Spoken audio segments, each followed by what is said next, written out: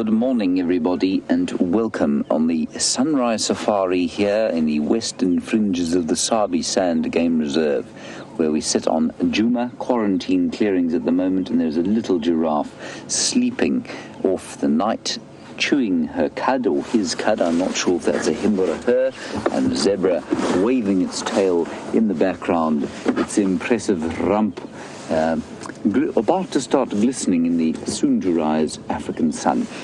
You're on a live safari. My name is James Henry. On camera is Brian, in two jackets this morning because the temperature has dropped below 50 degrees Celsius for the first time. That's Brian's thumb. That's a pretty impressive thumb there you have, Brian. Well done. Thank you. And you are, like I say, on a live safari, which means we want to hear from you. Hashtag Safari Live, questions at wildearth.tv. If you're on the email, ask us questions, give us comments, tell us what you want to see and what you're hoping to see. There we go. Getting up, and you can see how awkward that little process was. Out on the other vehicle, we've got Scott. He is going to be sort of walk driving, so a bit of driving around in the Mahindra, and then walking with Steph and Andrew. In the final control, the dulcet tones of Nikki Austin in my ear, and the tap-tap-tapping on the keys of Geraldine Kent. Like I say, you are most welcome. Apparently it's about 19 degrees Celsius, which is 66 degrees Fahrenheit. That's a very pleasant temperature. We had some rain last night. About 4 drops fell here. When I walked out of my room this morning, I stepped into the sand outside with my bare feet, hoping to feel sort of puddles and things like that, but no, there was another puff of dust. So very little rain fell last night. I don't think we're going to find any puddles at all.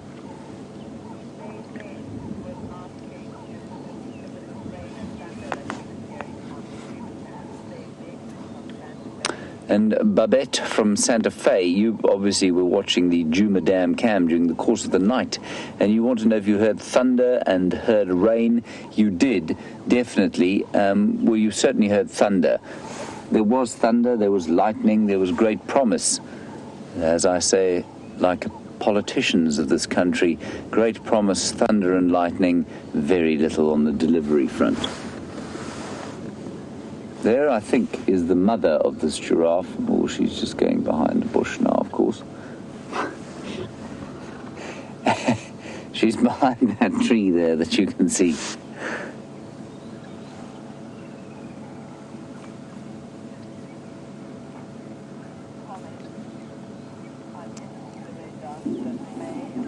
Shall we reverse? I'm just going to reverse. Oh, there we go.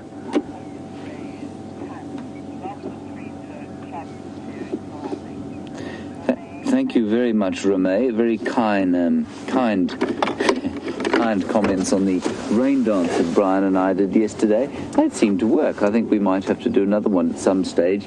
Of course, the creative process is not normally a very fast one, and so it will take a while for us to be able to be so brilliant again. Don't you think, Brian? But thank you very much for all your kind enjoyment of the ridiculousness that we put out last night. Let me just sneak forward.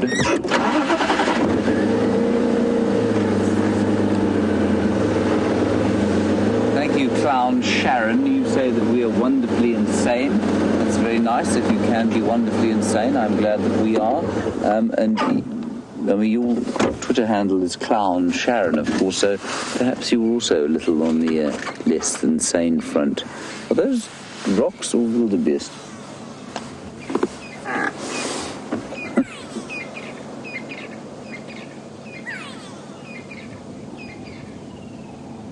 No, they're bits of tree. So, already started grazing this little fellow, and I think this is a little fellow, and I'm pretty sure this is the little fellow that we've been watching now since about... Was he born, Brian? Probably around August? I think around August or September. In fact, it was just before the first TV trials that we did last year in October. So probably late September this chap was born.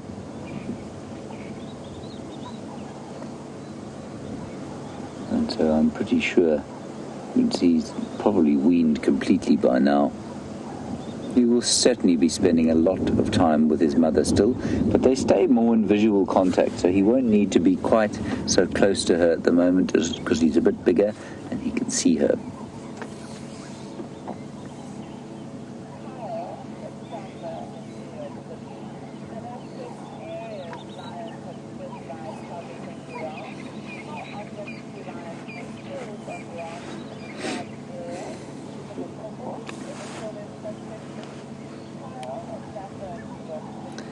Hello, Kyle, a Safa in New York City.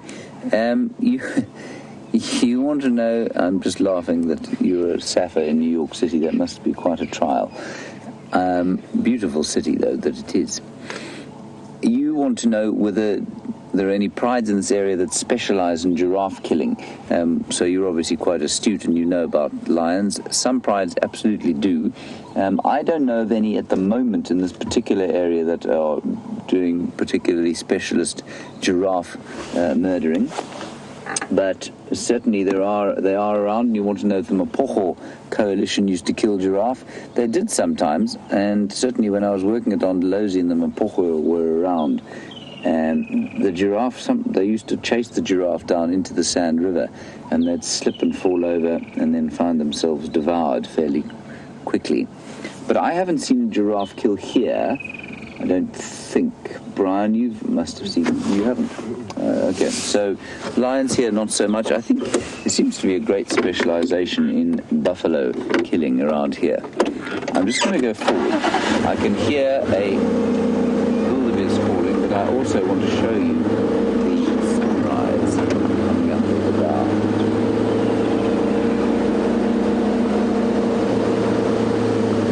Hello, Brian Johansen. Nice to hear from you this morning. I want to know if you heard a go-away bird calling. Yes, definitely. You would have heard a go-away bird calling, going quang, quang. The sunrise is very pretty. I just want to show it to you.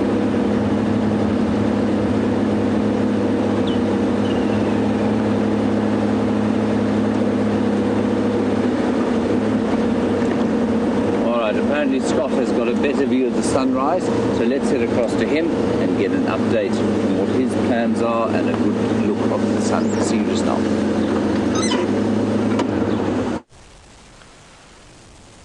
Hello, and look at this for a sunset I almost said.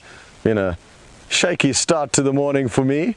And I guess that's because of the wonderful cool weather last night. It was so easy to sleep for a change because we weren't melting in bed. So well rested and really looking forward to the bush walk / bush drive, and we are combining the two to try and be as effective as possible. And the reason why we can possibly be more effective by starting in the vehicle is we can cover more ground, try and find some fresh tracks of lion or leopard, and then get onto their trail and follow them. So that's the goal for this morning. It could well work out that we don't find any tracks after about half an hour or 45 minutes, and then we may just decide to go and walk in an area and see what we can find, possibly some smaller things, the insects. And that is the beauty of being on a bushwalk. You get to see a lot of the smaller animals, creatures and things that are quite easy to overlook in the vehicle. So that's what we're looking forward to. We've got Andrew on camera. He's going to be jumping around the vehicle that we are now to try and get you the best possible shots, and let's hope he doesn't go tumbling off. And we're going to carry on now. Happy to hear that you guys started with the giraffe. Can I help you there, Andrew? There we go. And the plan initially is to head south along this road that runs kind of from the center of Djuma to our southern boundary, and then we're going to be checking the southern boundary up to the eastern boundary called Cheetah Cut Line. And the reason why we would like to check that eastern boundary is the Nkuhumas pride of lioness that are fragmented ever so slightly. Some of them are with the Birmingham boys and others are with just 3 lionesses we've seen yesterday afternoon, but they were in that general area, so we're going to just double check and make sure that they haven't come back for a visit. The good news is we've also got Steph, who's just behind us, us there, and he's going to be an extra set of eyes and ears, and also make sure that we return home safely from the possible dangers on this bushwalk. So that's the bushwalk team for this morning, and we are really looking forward to the adventure that awaits us. We're going to send you back to James, and hopefully the next time you see us, we'll be on the trail of something like a lion or a leopard. Right, well, we're sitting here looking at the sun as well, simply because it is too magnificent not to be looking at, hoping that it will be gentle on us today and just perhaps hide behind a few clouds. A very pleasantly cool breeze blowing out of the south at the moment. You can see the clouds hieing their way across the sky there. Really is very spectacular indeed. I'll just tell you what we can hear. Let's listen for 20 seconds.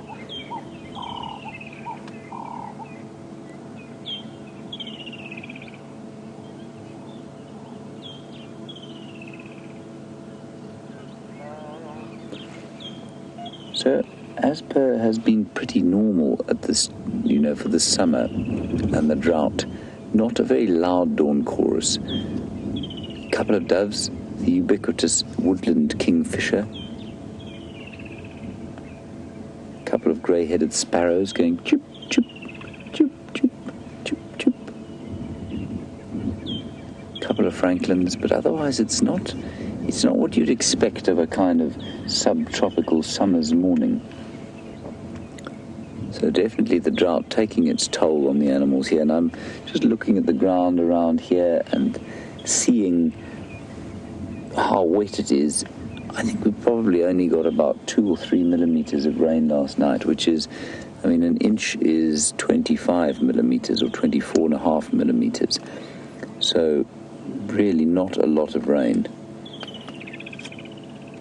The incredibly state-of-the-art weather station that we have here sent me an email this morning that told me that we didn't get any rain. It tells me that seemingly whether there is rain or not. Oh, that's pretty. Look at that, everyone. That fills the soul with joy. Junebug, an interesting question, and I don't know the answer. We certainly, let me give you a question first. You want to know if we get ozone warnings here? I don't know what an ozone warning is. Apparently you get them in Texas. But I will say to you that, as I have said, Brian and I have found this summer to be much brighter than any other summer we've ever experienced. And I'm just not sure whether that has something to do with the lack of ozone, perhaps. I've certainly never been burned by the sun after sort of 4:30 or 5 o'clock in the afternoon, and this year I most certainly have. And maybe there is a depletion of some sort of ozone, and maybe that's what that brightness and the sort of extra burning sun is. I'm not sure, but we don't get warnings here. Perhaps we should. Thanks, Junebug. That's actually fascinating. That is almost post-apocalyptic, isn't it, Brian?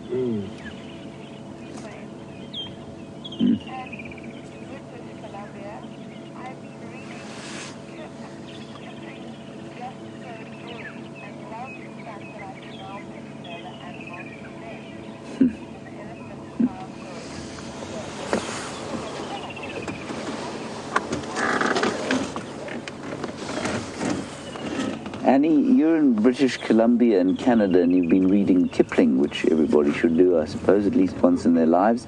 And you're reading his Just So stories, and you say that it's wonderful to read about those animals. And now, of course, you could picture most of them here on safari with us. And you say he makes mention of the kolo kolo bird, and could I tell you what that is? No, I couldn't tell you what that is, Annie. I've got absolutely no idea at all. Brian, kolo kolo bird? Kolo kolo kolo kolo. Kolo kolo kolo kolo. It might be a hornbill, perhaps, a hornbill. I'm assuming it's some sort of onomatopoeic name. So if we go kolo kolo kolo kolo kolo kolo kolo kolo kolo kolo kolo, well, that would be the most obvious candidate would be a hornbill. So perhaps a hornbill. I can't think really of what else it could possibly be. Yeah. Geraldine. Geraldine says it might not exist, that it might just be from the story. That is her sort of 5-minute desktop research there. Thank you, Jerry. I think, quite interestingly, we could just make it the hornbill if we wanted to. I'm very happy to call it that, Annie. Right. Okay, I'm just going to remove my GoPro camera now from the dashboard. It has done a time-lapse of this magnificent sun. Oof, that is just spectacular. But again, very, very bright if you're not staring at it with the advantage of the filter on the camera. Right, let's go and have a look down there. I see two young impala having a little bit of a boxing match. It's quite interesting. And then we'll carry on and see if we can't find some large animals.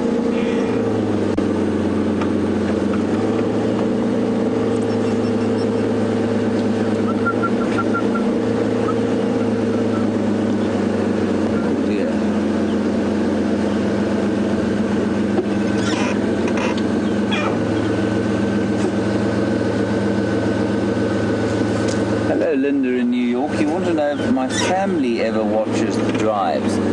Just before I answer that, I'm just going to show you something here. This is the gymnasium that we use. Steph and I come out here of a day and we sort of do our little exercises around this tree.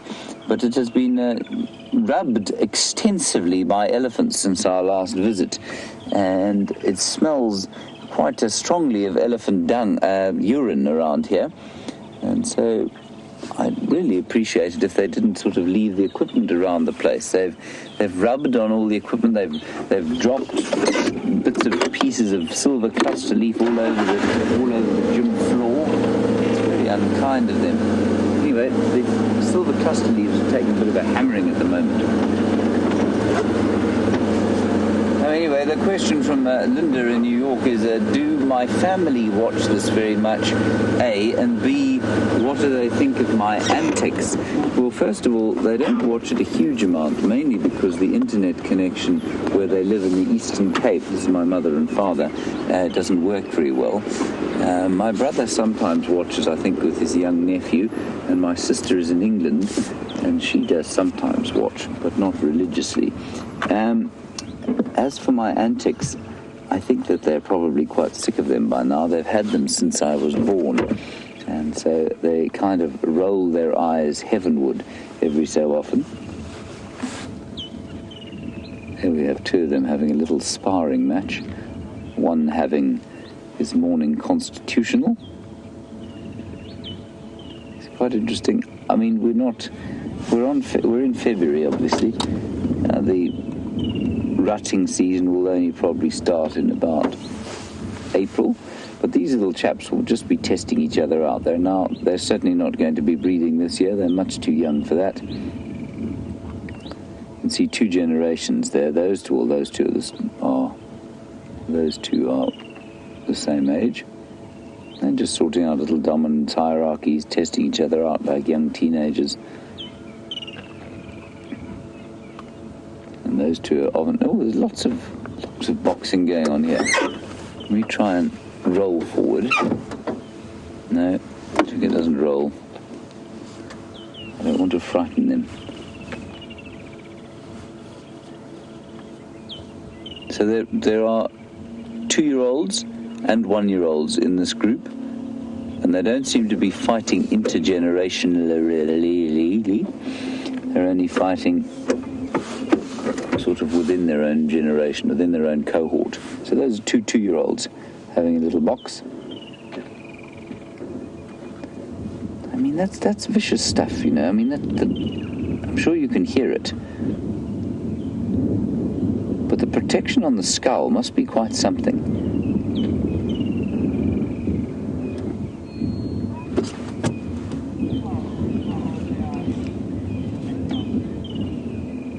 So a very good question, in fact, which I should have possibly explained.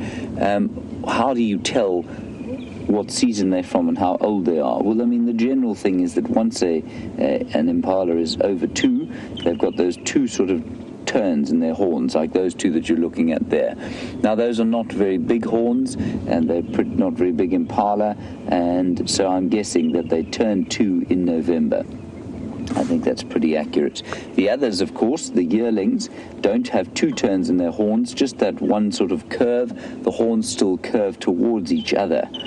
And that's how I tell that they were born in November, not last year, but the year before in 2014. The new ones, born in November this year, will just start to have little protuberances coming out of their heads. Females, I couldn't tell you the difference. Unless I saw them standing next to each other, then it might be quite obvious.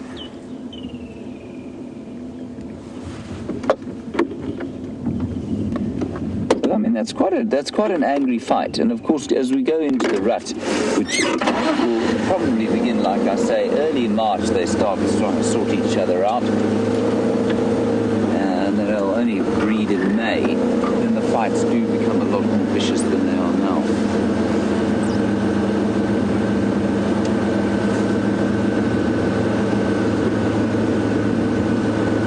Brian, you're on Twitter, and you want to know how old these antelope are when they start to get their horns. I mean, it does vary from antelope to antelope. I think you'll find that these impala start, I forget exactly, but you'll probably find around about now, so about 4 months. 3 to 4 months they will start to develop horns.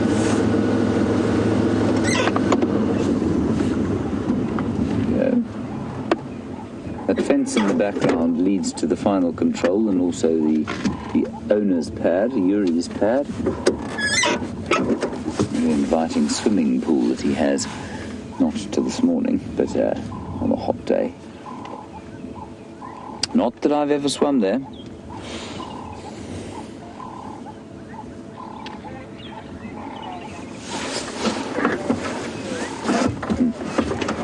Now, Austin, you're one of our young viewers. Lovely to hear from you. You want to know what birds you can hear in the background. It is a little bit louder than it was when we stopped to listen earlier on. So let's listen for 20 seconds.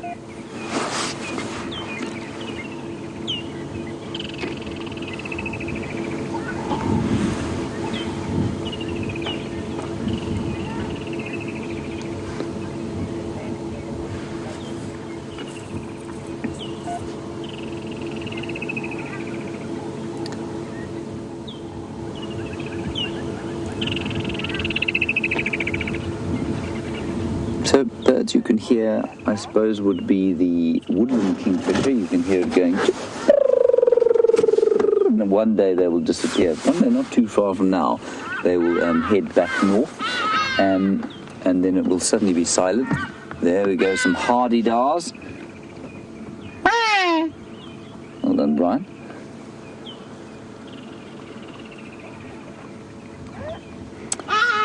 Lovely, hardy-dars. Always a slightly amusing sound to hear, unless you wake up after a big night out in the morning, then they're very unpleasant to hear. And what else did we have? We had some kolo birds, some hornbills going, 1 or 2 francolins, some doves, but otherwise not a huge amount of noise. Okay, we're going to head down towards the Djuma Dam and then probably think about going towards Arathusa and see what they've got going on that side of the world. In the meantime, let's head across to... Sorry, there was just those impala were doing that stotting thing that they do, which is very amusing. Anyway, let's head across to Scott. He's on the cheetah cut line. I will see you in a little while.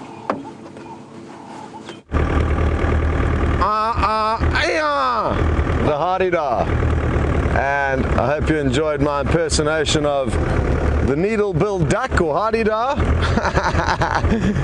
And well done again to all of you who've been sending through the various calls of the African wilderness, an initiative started by Brent, and I think it's a great one that we all get to laugh at one another making these funny noises.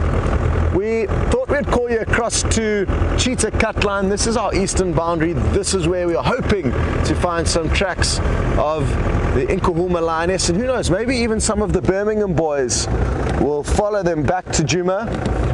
They've been skipping a beat, not coming onto this area, making sure that there's no other males snooping around here. So I'm hoping that because it's a long time overdue, the little bit of moisture we got last night may cause them to change tune and come across to Djuma, do some scent marking, and establish that there are in fact no intruders. And it's something that male lions do need to do, especially a coalition like the Birmingham boys, who have established quite a large territory in quite a short space of time. And what you'll often find is that they'll split up into smaller groups, maybe out of the 5 Birminghams, a group of 2 and a group of 3, and that way one group can patrol the northern area and another can patrol the southern, for example. So that's something that we can expect to see happening, and because it's overdue, like I say, hopefully sooner rather than later. The nice thing about this road is that it's very sandy, so it's quite easy to see the tracks of animals that have walked along it. And there's some large tracks there that look to be hippo that have been walking down the road last night, so there have been some hippo moving through this area. And what's nice about driving down a road that's easy to see tracks in is that once you've done it, you can feel confident that you haven't in fact missed any tracks, which is often not the case on many of the roads that do become quite hard and difficult to see the tracks on. Other animals we could expect to see in this area in terms of predators: Mvula, a big male leopard, and this is just about as far west as he comes. He just sneaks into our eastern boundary, whereas he used to occupy the whole of Djuma. Now he's moved further to the east thanks to Tingana, the big male leopard we saw yesterday. Hi there, James Richards. Hope all is well with you. And you're interested to know whether predators and any of the big cats will have any preferences in terms of what they may hunt. And it's a preference that you say specifically relating to taste. And I find that highly, highly unlikely. Other guides may disagree, but as far as I'm aware, predators will eat just about most kinds of meat or most kinds of prey that they can bring down. A few interesting ones: a bush pig apparently is not preferred diet of lions, so even though they may kill a bush pig for sport, they technically don't like to feed on them very much. And there's one other that I think I'm forgetting, but in general, lions and leopards will feed on just about anything that they can catch, as a general rule. Now, what you may find, James, is that in certain areas, lions, especially lions, may specialize in hunting certain prey. Maybe it's giraffe or maybe it's elephant, so really unique prey. And that's specifically because there may not be too much other prey in the area, or it may be because they're a super pride, a monstrous pride of lion that have got a lot of mouths to feed. So it's always more about quantity as opposed to quality, really, and they'll specialize in hunting, like I say, big prey for a big pride, or possibly something that's numerous. You know, if one animal is more numerous, one prey species is more numerous than others, it may make sense for any of the predators to really focus on learning to hunt them. But I guess that happens through default, really, because if they're the most plentiful, that's what they're going to have the most opportunities to focus on hunting.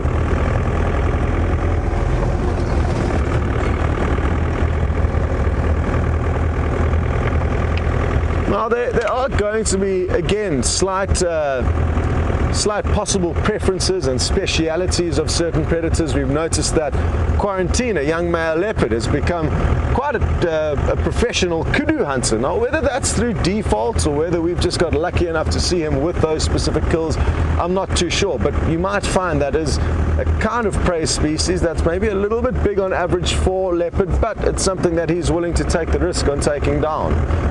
You'll also find that big male leopards, for example, can adopt quite lazy hunting strategies where they'll lie in ambush. Like Tingana, we assume he probably was lying on top of a termite mound yesterday, waiting for the warthog that he caught yesterday morning to run out. And we know he does the same thing with aardvark and their burrows. So he's become a specialist in hunting animals that need to exit their burrow at some point where he's lying in ambush. And not necessarily just him, I've noticed that with quite a few male leopards, like I said, adopting a slightly more lazy hunting strategy, which affords them hours and hours of rest while they wait for their prey to exit their various burrows. This road is often a highway for lion and leopard. It's called Central Road, and sadly today no very fresh tracks. But what I am going to do quickly is just jump out and show you the effect that the rain has, and then how much easier it would be to see tracks. Even where I'm walking here, you can probably see fairly clearly, and then if I put my hand down, it's already dried up completely. So not as effective as I was hoping it to be, but you can see that it's going to be quite easy to pick up tracks. Okay, well, we've just got about another quarter of a mile, half a mile or so of cheetah cut line, and once we've got to the end of cheetah cut line, to our northern boundary, we're then going to jump off and probably do a walk from there, unless of course James manages to find some tracks, or anyone manages to find some tracks between now and then.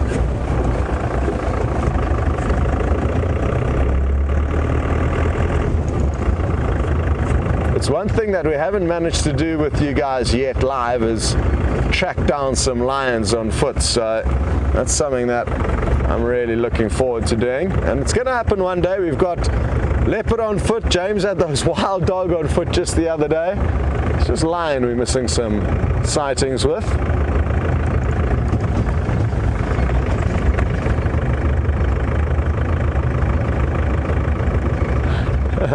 Well, Lucy in Indiana, you are right. Andrew is enjoying the long cable, which affords him free rein of the vehicle, and he clambers around like a little spider monkey in order to get the best shots. And I guess, like most things in life, a bit of a change of scenery is always good fun, and we've all enjoyed the new angles and new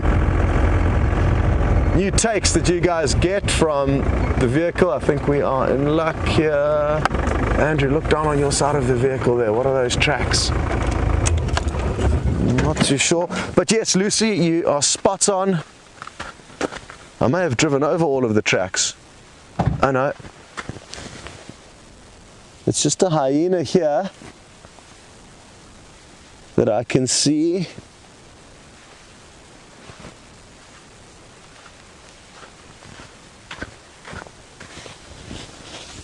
There are also lion tracks here, but they are from before the rain, heading in your direction. So from very, very early last night, I'm guessing it's those Nkuhumas lioness that you guys saw with James.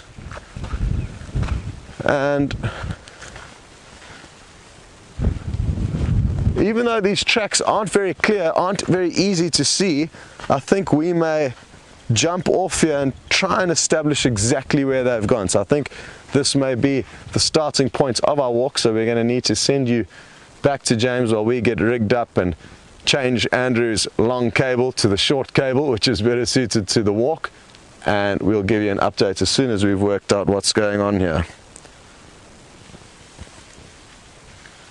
Cool, we're going to send you to James right now, and it's going to be some perfect timing as he is arriving at the hyena den. Let's hope it's active. Hyena everybody, there's a hyena walking, following it in towards the den. Hopefully it's Madam, and she's going to bring out her tiny little babies for me to see. I have yet to see them, and I think given the amount of time I've spent with trying to see them, I feel it's time she rewarded me.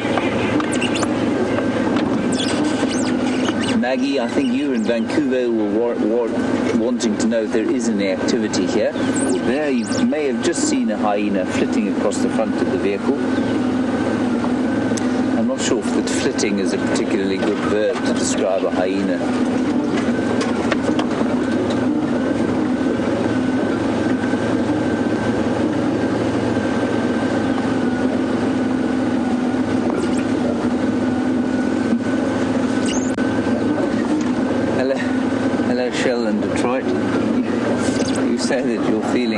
Grumpy, and that the only way to cure that problem is with hyena cubs.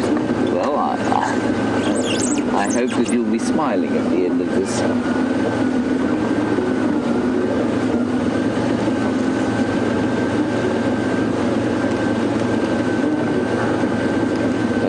tell me you won't be. I don't see any cubs.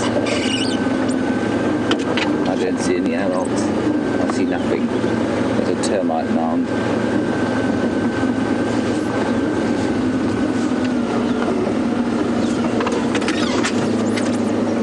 No, nothing going on here, I'm afraid, everybody. Let's sit for just 2 minutes. It looks very pretty with the sun coming up behind it. I'm not sure why that female would have come so close and then turned.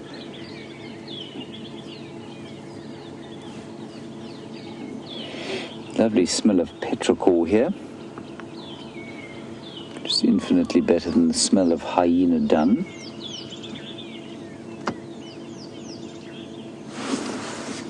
And there, Austin, you were asking about birds and what we can hear. There's a rattling cisticola calling.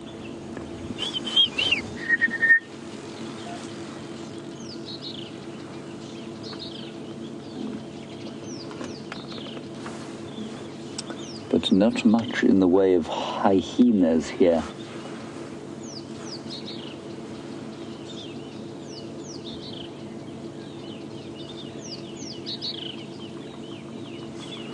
Oh, I can also hear a black-crowned chagrin. It's actually much louder here.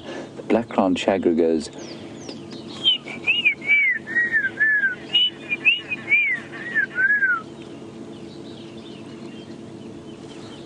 Laughing doves.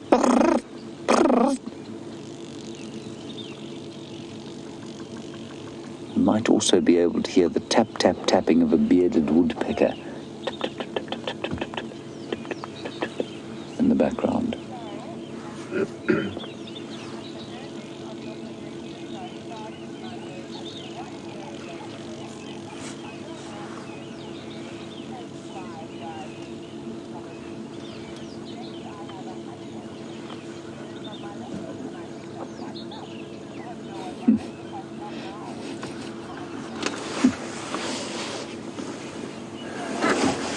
Michelle, you're in Massachusetts and you've been keeping a bird list for a year now. You say you don't watch every day, 3 or 4 drives a week. I still think that's quite a lot. Thank you for your time, Michelle. And you say you've got 120 birds on your list, which I think is a good amount. And you say, can you stop now? No, you may not stop, Michelle. You will carry on, please. Writing down all the birds that you see is very important. Do not stop your bird list, Michelle. You have to catch up with Mike in Florida, who has got 200 and something birds. 225 birds. So, no, Michelle, afraid not. You just keep going. But thank you for watching and thank you for keeping a list. All right, no hyenas here. Let's get out of here and go and see if we can find some lions or leopards. Elephants.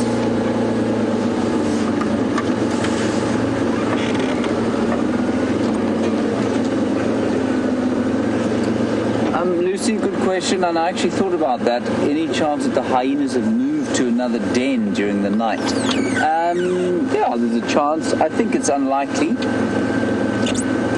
That said, I mean, there's no one here. I think it's very unlikely, though.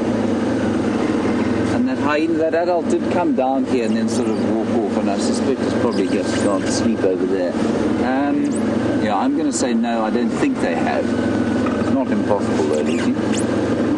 What a blustery night last night. It would have been I think it would have been a strange night to choose if they were going to move last night, because obviously even if you're a hyena and you have these super senses, it's not easy to little franklins. They've just made it through the really difficult part of being a tiny franklin chick, and they've fledged, if a ground bird is able to fledge. Just got their adult coloration, and they're actually they're on their way to adulthood, so they've made it through the most difficult time. Little baby crested franklins, and look how beautiful their colors are. They're so overlooked half the time, and those little white stripes really do sort of glow in the early sun.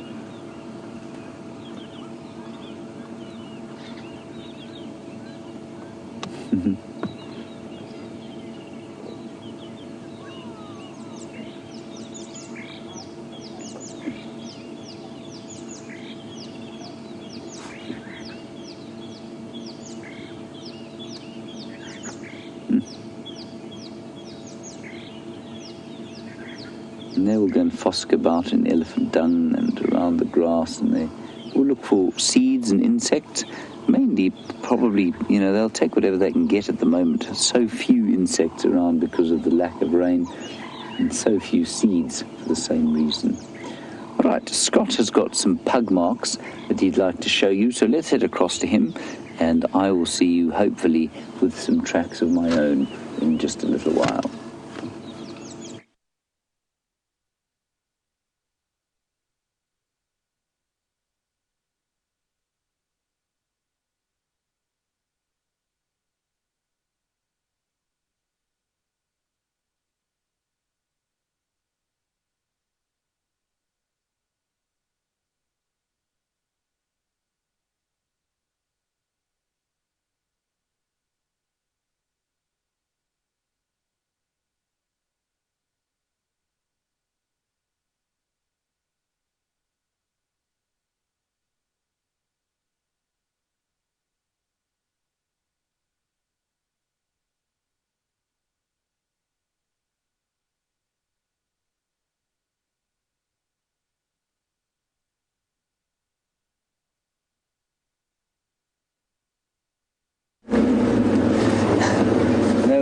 No sound there for Scott, sorry about that. I'm sure he will reboot now, possibly beat Andrew over the head for not fixing whatever it is that needs to be fixed.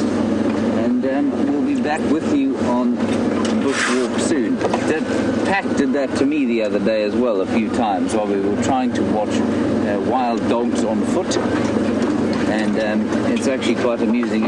I don't know if you were watching a few days ago, but Andrew and I and Steph had the most fantastic experience, I think, of my bush life, with wild dogs that came to within sort of 3 meters of us while we were sitting on the side of the road, and the camera would not film them. It would not turn on and broadcast to the final control.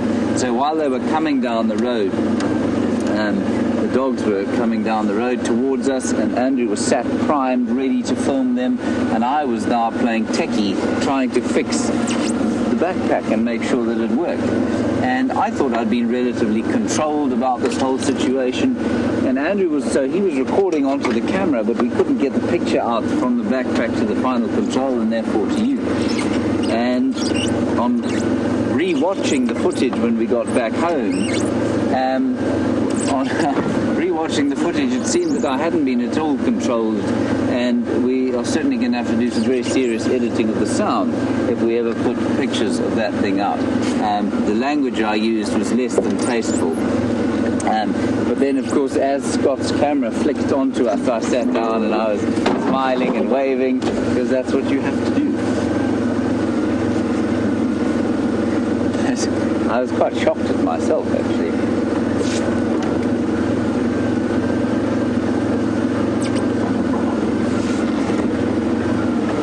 Anyway, it was a wonderful, wonderful experience. That's why we live out here, for experiences like that.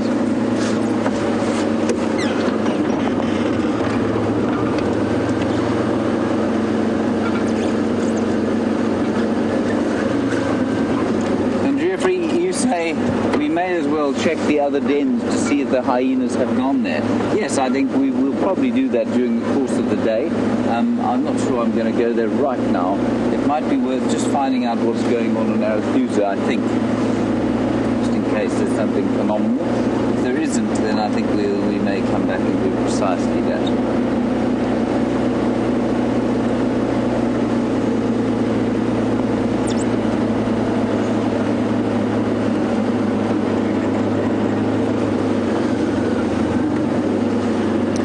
And if they have moved, they could move to various places. And Deborah, you want to know if they'd go back to the same den.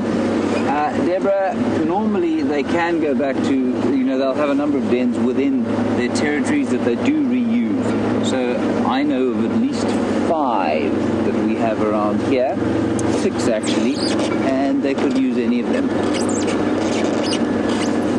And if they find another suitable spot within the territory, they'll use that too.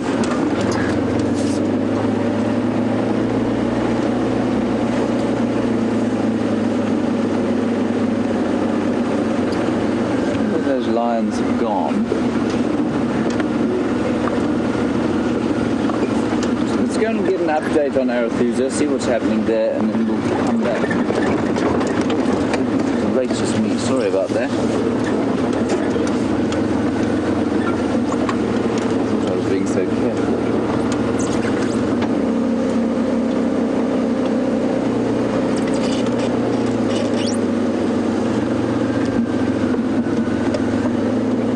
There's a large bird. What do you think it is, Brian? You've got your Superman sights on. Cindy, you're in North Carolina. Ah, it is a WildEarth eagle. This can be seen at this distance simply by its size, and if it lifts its head, you'll see the tiny little crest on the back of its head. There, that little pointy bit on the top, completely indicative of a WildEarth eagle. Cindy, you want to know if I ever go stargazing during the night? Sometimes I do. Sometimes we all do. And the stars are very magnificent out here, I must say. And it's a pity that our cameras are not quite sophisticated enough to be able to show you the stars at night. They aren't really, Brian. Hey, you can't. No, not really. Not really. I think we're getting there. We're nearly at a point where we could actually show you the magnificent skies of the southern hemisphere. And you say you'd love to see the southern hemisphere stars. Well, I hope you're able to at some stage during your life, Cindy. If you want to see some of the southern hemisphere stars, like the Southern Cross, and you don't want to leave the United States, well, you can pop across to Hawaii. And that apparently is the only American state where the Southern Cross is visible at some times of the year.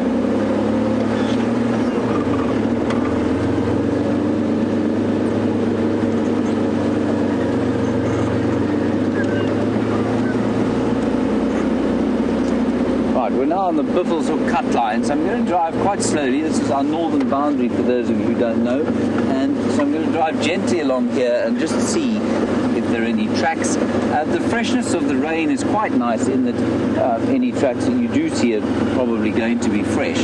They do make tracking slightly difficult though because of the crust that forms on top of the sort of dirt, and so the animal that has walked along here generally has to be relatively heavy in order for you to see its tracks. A hyena has definitely walked along here. Let's see if I can find you a little pug mark of a hyena.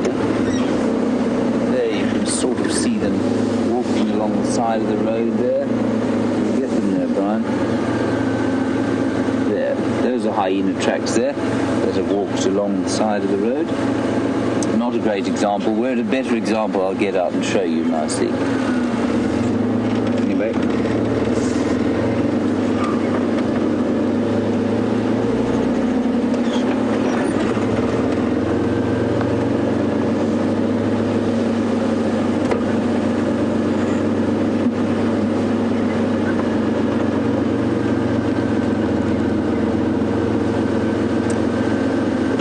Sand blaster in Orlando, Florida. You want to know if we ever play music in the evening in camp, and if the animals are attracted or perhaps repelled by such music. We do play quite a lot of music, and I don't know how the animals react to it. Certainly, I mean, Brian and I have found ourselves, in a sort of lion sighting where the lions are fast asleep doing nothing at all, and we've been waiting for a link across. Brian, of course, is a very competent beatboxer, and we found ourselves making up little ditties as we go along, and it often does elicit a bit of a response. It's not an obvious one, but they'll lift their heads and look every so often like that, and then put them back to sleep. So yes, they do respond, but I don't think that the animals are necessarily attracted or repelled by the sound of gentle music. I'm sure they would be by the sound of very loud music. That would be difficult to run away. Okay, Scott's got something interesting to show you, something with many legs, and we'll continue towards Arethusa. See you there.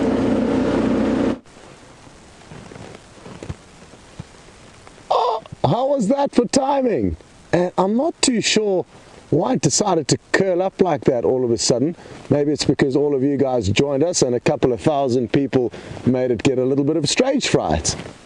Interestingly enough, this millipede is busy feeding on some old rabbit poop for breakfast, and there's a tiny little piece here that I can maybe use to show you what it is feeding on. It's going to uncurl itself shortly, so I've broken it up here and you can kind of see the fine grassy fibers of rabbit poop. It's interesting, it's quite wet from the rain last night, but what would usually happen is if you were to break this up, it would be a very good indicator for which direction the wind's blowing in.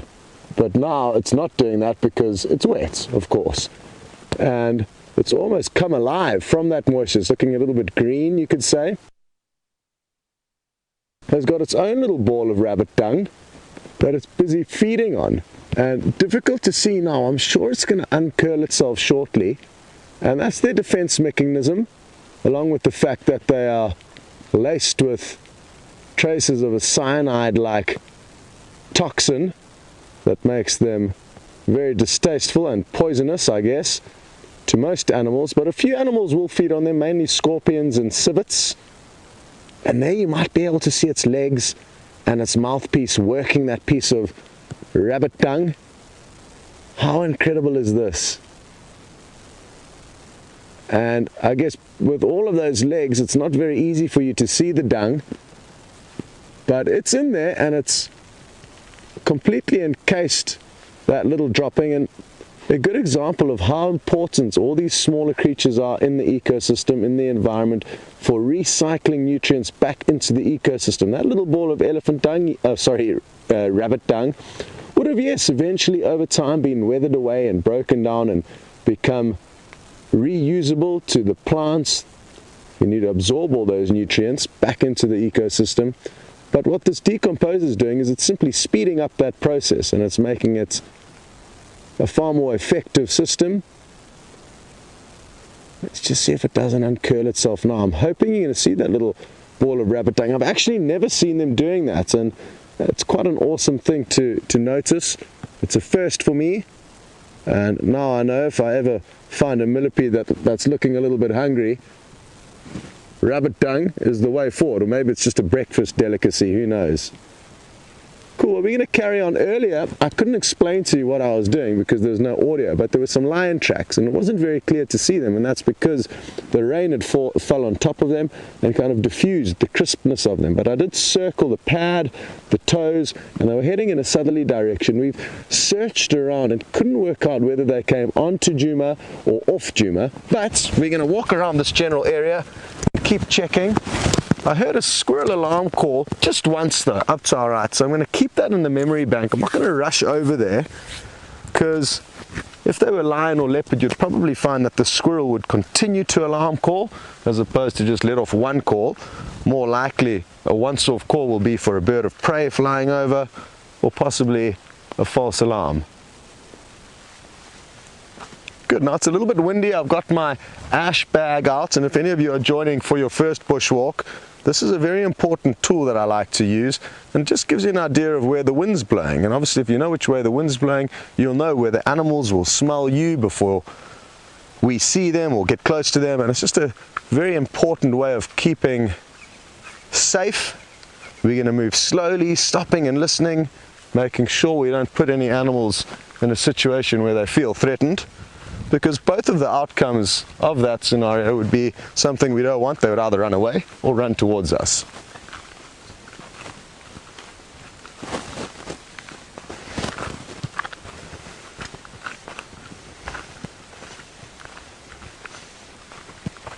Hi there, Mike in Florida, and you're interested to know if millipedes are ever fed on by humans.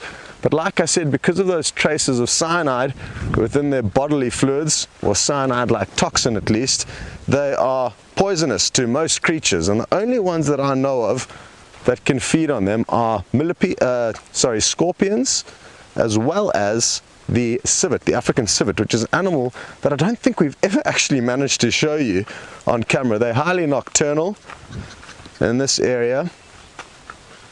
but hopefully we'll be able to find a civitry, which is a spot where civets like to go to the toilets, almost like an internet cafe, you could say. And it's in these deposits that you often find a lot of rings from the millipede's body, and also outside scorpion burrows, which we will be able to find, again, some leftover debris from the millipedes. I wonder if you can hear that commotion going on there. It's some hlegabafazis, some cackling sisters, also known as green woodhoopies. Let's see if we can find them. They're such pretty birds, and with this little camera we might be able to get you up close and personal to them.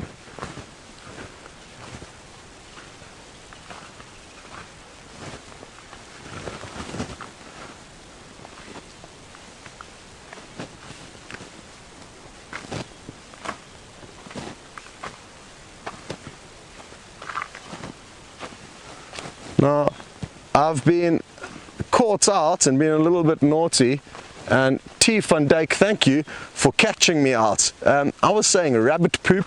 It's in fact not rabbits that we get you. They are hares, scrub hares. So that was naughty of me, bad guiding. And there is a difference between rabbits and hares.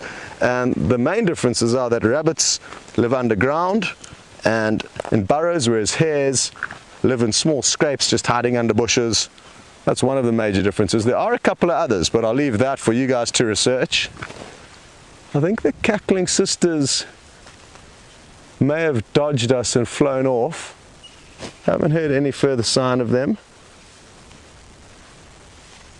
Obviously just a little bit too far away, but that happens with the birds.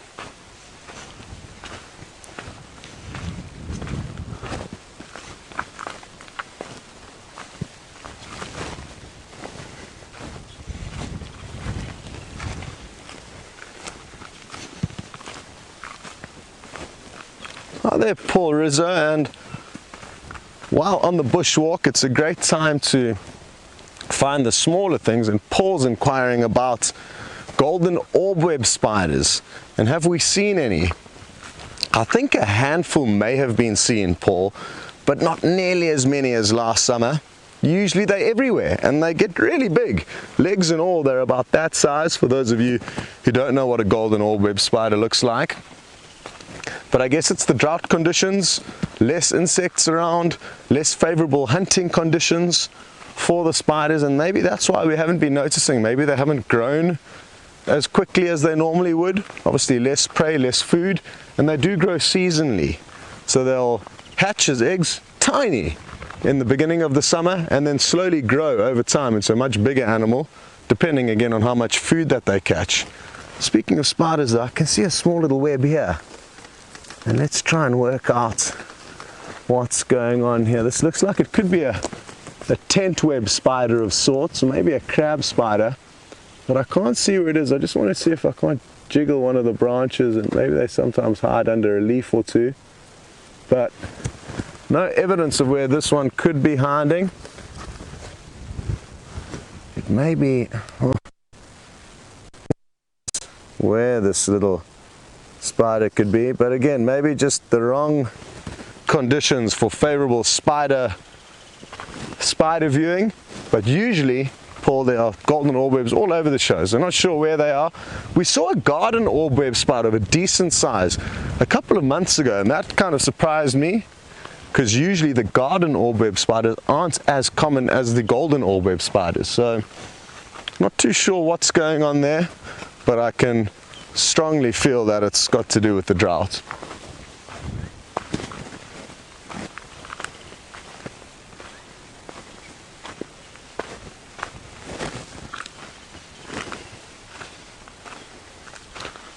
Good point that's just been brought up from Brian Jurgensen, and you're interested to know if millipedes can be eaten by an animal called a meerkat, so another animal that can feed on them.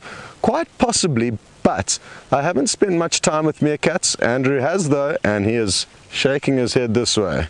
So sorry, Brian, that's a no from Andrew, and Andrew is the meerkat specialist after having spent time in the Kalahari running after them, filming them. Yes, jackpots. This is what you want to find on a walk. And just go slowly here, Andrew, because I'm worried it may get scared of us. It's a giant African land snail, and it is highly mobile, as you can see. Those two long stalks, bless you, Andrew. And obviously the snail didn't like the sound of Andrew sneezing. Incredible though to work out that they respond so quickly to noise. And watch it now as it defends itself by seeking refuge in that shell. Fascinating. And this is one animal that I did expect to see out and about after the rain. They need a bit of moisture to move around. Without moisture, they'll obviously desiccate quite quickly. So, favorable conditions for snail viewing. Oh, well, interesting stuff here, Andrew. This is going to be a tough one for you to get around. Apparently, Barbara's just posted a picture of a meerkat eating a millipede. Photoshop, apparently, Barbara, is Andrew's defense mechanism here. The snail goes into its shell, and the cameraman claims Photoshop is conning you. So interesting stuff. Maybe in certain areas a very specific millipede can be fed on Barbara, but like I said, Andrew did spend a lot of time with them in the Kalahari. Were there millipedes there that you saw them ignore? Yeah, plenty. Most of them they just ran right past. Okay. Thanks. So that's really interesting, and that's the wonderful thing about nature and about being on Safari Live's vehicle. There are so many of us that are together on this experience and can share different knowledge and stories. And the important thing to remember with wild animals is that they may behave very differently in different parts of Africa and or the world. So the same species occurring in different areas will act differently. Look at it sticking out its eyes to check us out on those long stalks. Imagine if we could do that. As I was saying, and as Andrew said, you may have not heard him clearly, Barbara and Brian and everyone else, is that they saw lots and lots of millipedes there while they were filming the meerkats, and he said the meerkats would just go running straight past them, and not one or two. He said there was loads of millipedes in the Kalahari, and obviously they noticed that it wasn't a food source. It's such a slow-moving animal, and understandably, slow-moving animals need to have some kind of a defense mechanism. In this case, for the millipedes, it's their toxic taste. So it'll be interesting to work out what's what. Here we go. Now it's getting more confident. Its eyes sticking out. And just like the millipede we saw earlier, this is also a decomposer. It's a very important animal when it comes to breaking down nutrients that can no longer be broken down by most other animals. So they're specialized decomposers, these. And let's hope that just like the millipede found its breakfast earlier, that the snail will also be able to find some breakfast soon. It's absolutely phenomenal how they can move their shell through this kind of terrain. I mean, imagine, this is some serious off-roading, and often we as humans can take it for granted how easy our lives are. When you take a look at what the snail's having to go through right here, you get an idea of just how awesome all the different critters are. Perfect morning sunlight bathing its body.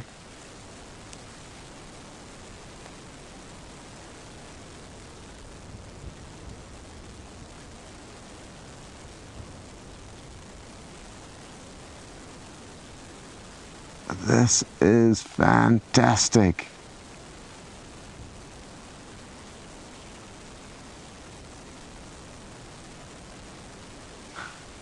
Great work there on camera, Andrew. Not easy to do what he's doing, free holding the camera. He's got a big backpack on, antenna pole sticking out, but still bringing you guys some wonderful, wonderful images.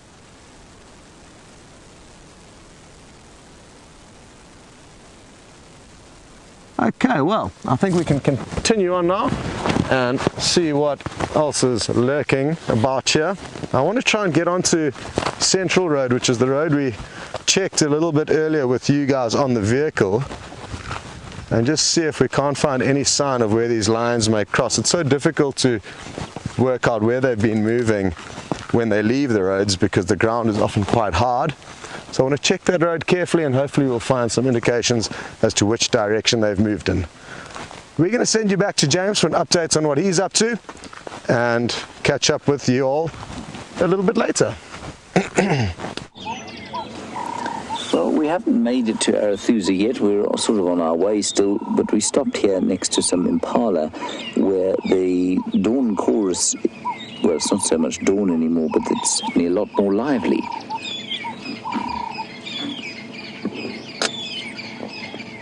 Some doves and francolins and magpie shrikes, the odd canary.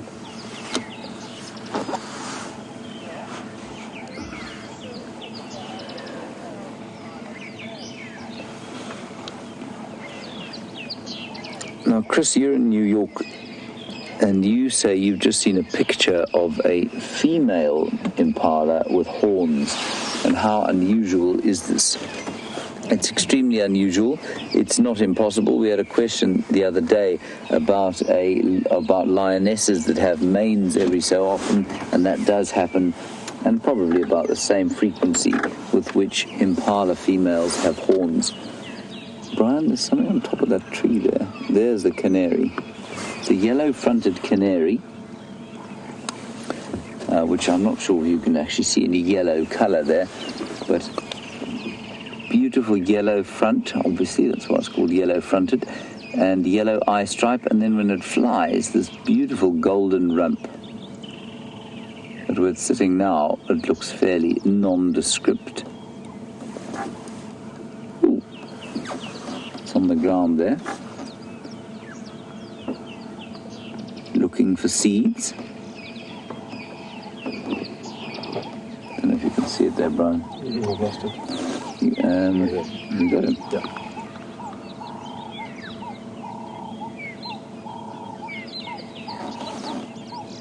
There you go. And he's eating the yellow flowers of the wandering Jew.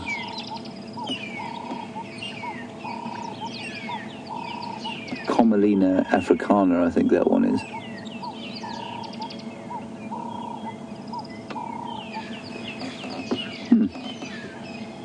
Very nice, very nice. Okay, we're not too far from Arathusa, like I say, so let's pop along there and see what we can find. The temperature has remained mercifully cool. Might even say chilly in some respects. The sun is still bright.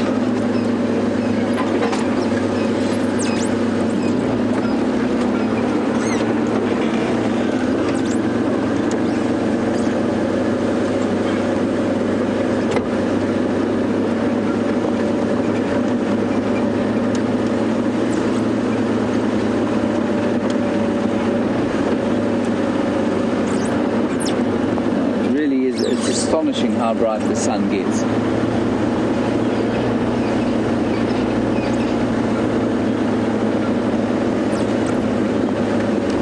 Hello, Ben.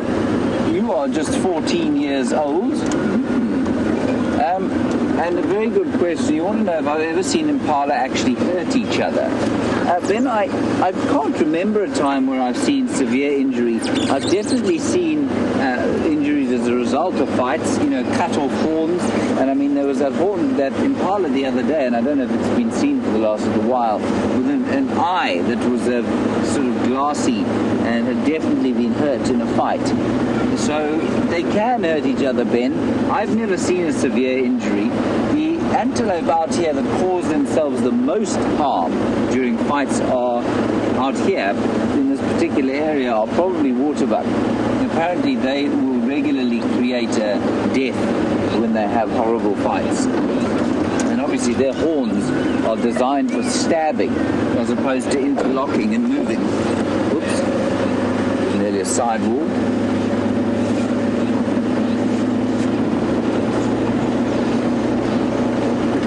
There's going to be a snake there.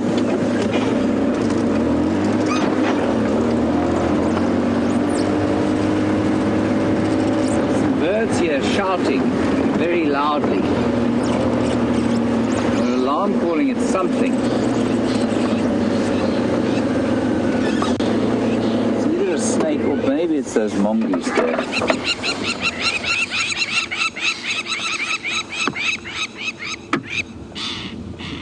You can hear them shouting, you can hear them.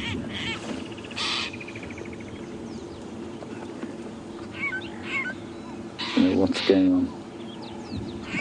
The roller's yelling. There are doves here, there are lapwings.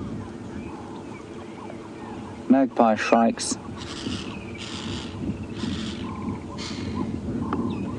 It's normally the kind of noise they'd make if they'd seen a snake, but I suspect what it is a little dwarf mongoose that have just come out of their burrow to sun themselves. There they are there. All right, let's head across to Scott. He's got a little reptile to show you.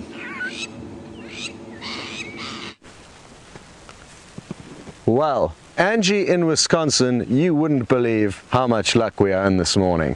We've just got your question wanting to know what kind of geckos do we find in this part of Africa, and you find many different species, but one of the most common and one of the biggest ones that we get to see here is the Turner's thick-toed or Turner's tubercled gecko.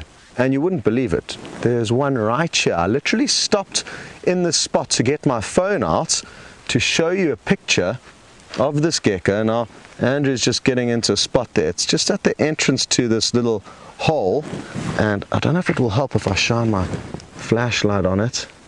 Might illuminate it a little bit better for Andrew. But that's a little baby's. It's probably only about 1.5 inches long. So it's a very small little Turner's tubercled or thick-toed gecko. They get to be quite large, about 6 inches in length, and a very chunky gecko. But many different types of gecko. You get some day geckos out here as well. I wonder what lives down in that burrow. It could be a excavation for some dwarf mongooses, I'm not too sure. But you can see the gecko waiting right at the entrance there. And now Andrew's just repositioned, hopefully getting you some even better shots, even better close-ups. I think there's a spider that you can also see there. I can't see it. And isn't that fascinating that you guys sitting at home can often see better than we can actually see sitting right here. And imagine we saw this gecko gobble up that spider, wherever it is. It's possible. You can see a little cricket running around deep down in that burrow, but it all depends on the angle you're looking at. Anyway, this is the Turner's tubercled gecko in Angie in Wisconsin. What a luck! What an absolute luck that we stopped in the spot, and there it was right there waiting for us to show you. It's interesting, its coloration will change a little bit as it gets bigger, and I do actually have a picture of an adult here, and it's really awesome to see. I'm not sure if Andrew's going to be able to zoom in on that, but this is an adult. It's about 6 inches long, and it's got a big fat body, big thick toes as well, and those very prominent white spots which stick out on those little tubercles, those little bumps on their body. And like I say, this adult gecko will probably be about 6 inches, about that long, so quite big and quite chunky, so possible or capable of tackling quite chunky prey. Awesome, what a bonus. And Angie, keep asking for anything that you may desire to find, because if our luck continues, if you want to see a gecko and as the question comes through we find one, then we may as well continue riding the wave. So put your next request through and let's see if we don't get lucky again. So we've got onto the central road now. This is the road that I let you know we were coming to, in the hope that we may find some lion tracks here, but nothing yet. We'll keep you updated if anything changes. Back to James. Okay, everybody, we're now pulling on to Arathusa. There aren't any updates. I have contacted them, so let's go and see what we can find there. Maybe we will be lucky. Perhaps Tingana has gone back to his sort of more obvious home. Perhaps Shadow has also had cubs.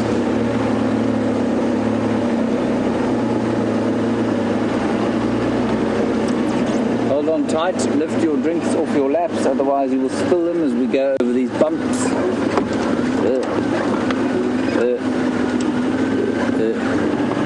And one of the very first questions we had this morning, was about a go-away bird, and there's one in that tree there. You see it there? Right in the top. Now, obviously, hiding from us.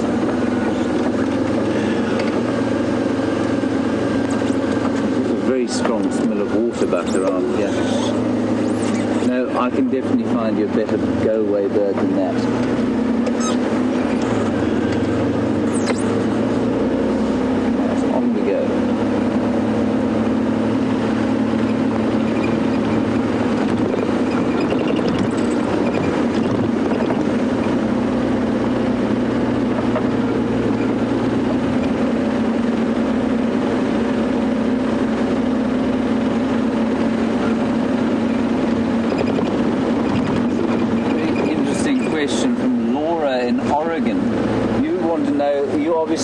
Last week where we had this incredible sighting of two Nyala bulls having a real boxing match, thrashing each other with their heads and sparring with their horns like two fences.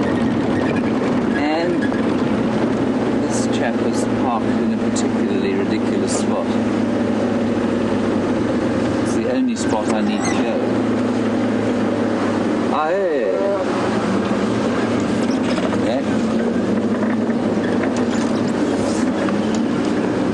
Anyway, it was nice of him to pull off.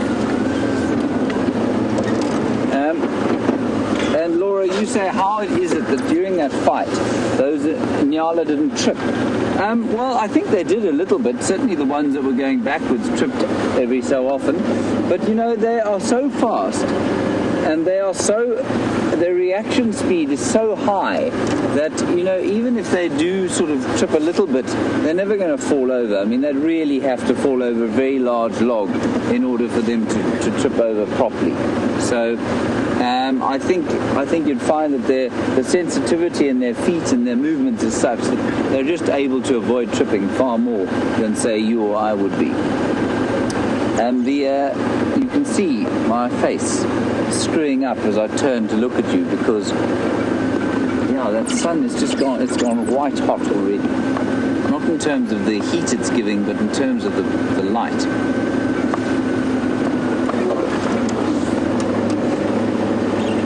Right, we're now on Arathusa. You can see it's very different from all the other land that we drive on Djuma. It's not really.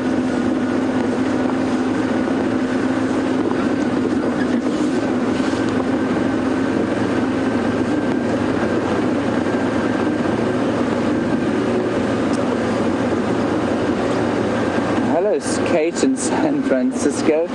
I'm laughing because of what Scott is going to show you shortly. You say that maybe the brightness has got to do with the dust. You used to live in LA where there's a lot of dust. Kate, I think it's got to do with the lack of...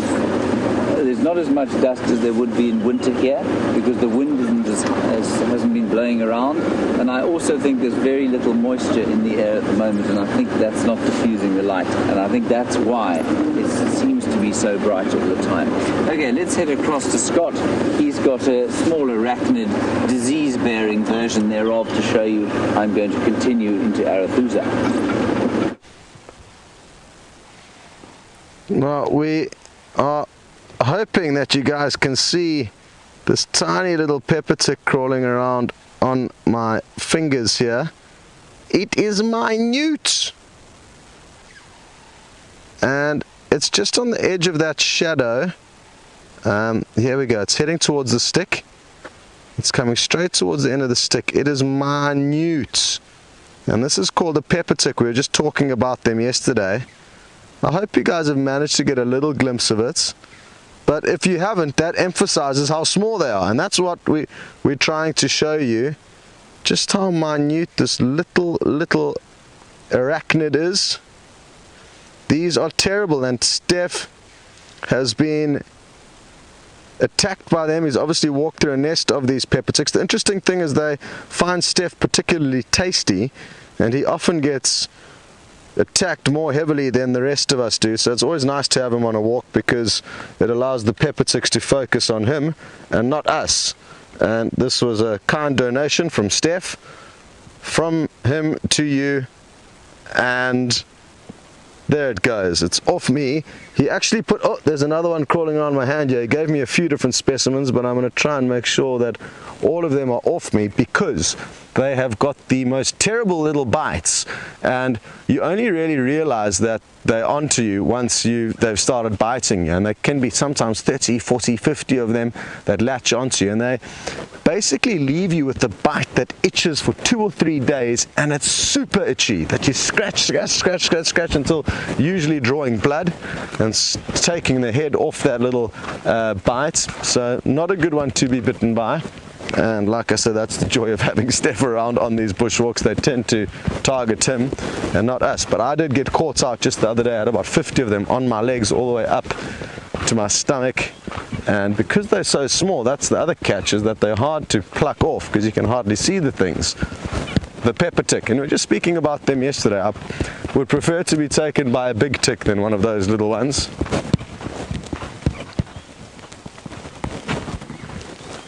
Dropped Andrew in the deep end here.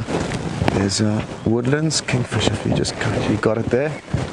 So we're just going to try and get you some views of this woodlands kingfisher. Give us a second here. Oh, great work. Looks like Andrew's onto it now. Just fine tuning it, and it's such a brightly colored bird. One of our summer migrants. Chick is the call that they let out, and it is another one of the absolutely beautiful birds here. Andrew lost focus there for a second because a fly started biting him on the neck, so do forgive him as he relieved himself. The joys of being a cameraman in the bush. You get pestered, and again, I love it when those little things happen because it emphasizes how live and how real this whole experience is. Toodle-doo, little kingfisher. Wonderful. Sorry about that little bite on the back of your neck, Andrew. I remember when I was on bushwalk camera and the flies were out in full force, and you'd literally have them in your ear hole and you're trying to hold the shot steady. Not fun. So I can relate. I've done my time, and all we can do is sympathize with poor old Andrew. Quite a nice opportunity, Andrew. Maybe you can show your shadow there, and you'll see the long antenna pole sticking up here, and that's the bit of the backpack now that he went side profile, friendly wave, and that long antenna makes Andrew's life a lot more difficult than mine. And often when we're planning our routes, we have to try and make sure that there's no overhanging branches that cameraman gets caught in.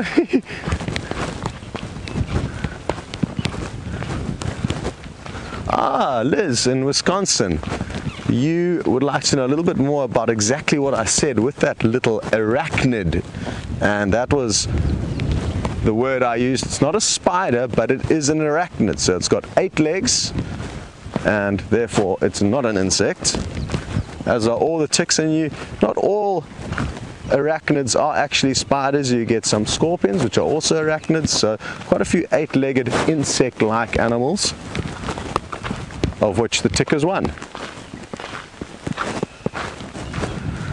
So I was hoping at some point around this road junction we were going to find some lion tracks, but it's not looking hugely promising at this stage. Again, difficult. The tracks may have been washed away by the rain.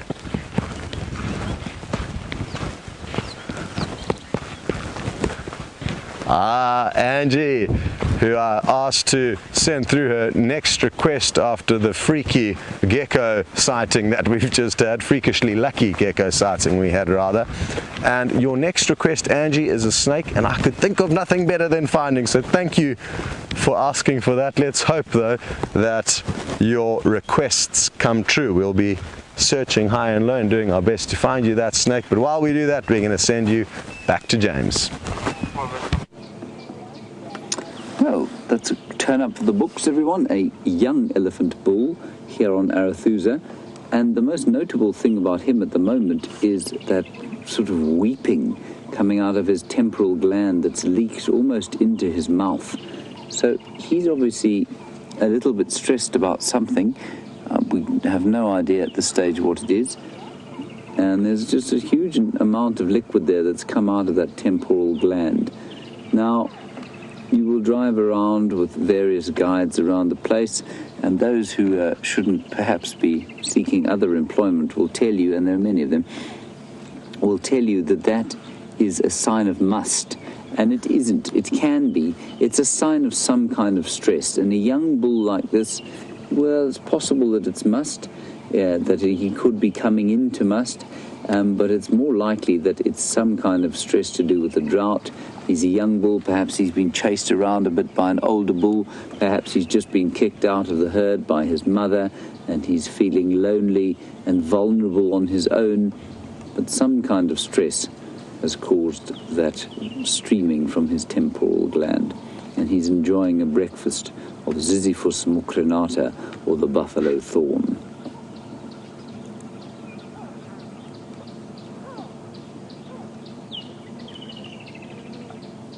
Beautiful, beautiful morning.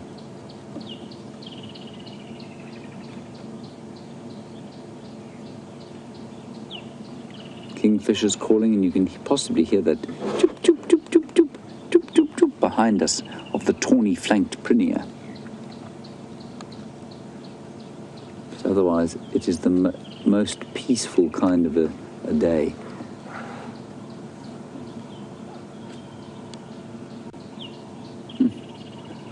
Wouldn't have minded a small flask of coffee to sit here and enjoy watching this elephant. Brian, we must do that one day. Oh, you don't drink coffee, do you, Brian? On the occasion. On the occasion. And the Ziziphus, of course, has got very vicious thorns on it. Doesn't affect the elephant at all. And very tasty leaves, even for human beings. Very nice in a salad.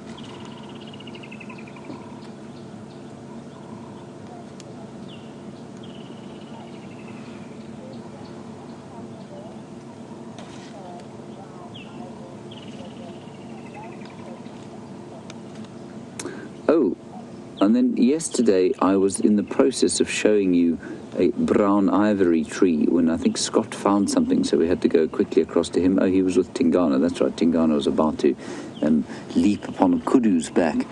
And Polly, I think it... Sorry, Nikki, can you go again with the name? I think it's Polly. You want to know about a brown ivory tree and you'd like to take a picture of it. Absolutely, we will try and find one for you. And the brown ivory is called the Nkuhumas tree in Xitsonga, and that was told to us by Sarah. Thank you, Sarah, in Ohio yesterday. And the Nkuhumas pride takes its name from that tree, the brown ivory tree, or the Nkuhumas tree. And so I will try and find you one. In these drainage line areas, it's more the red ivory that we see, but we could certainly find a brown ivory, and I know a very nice one on Juma.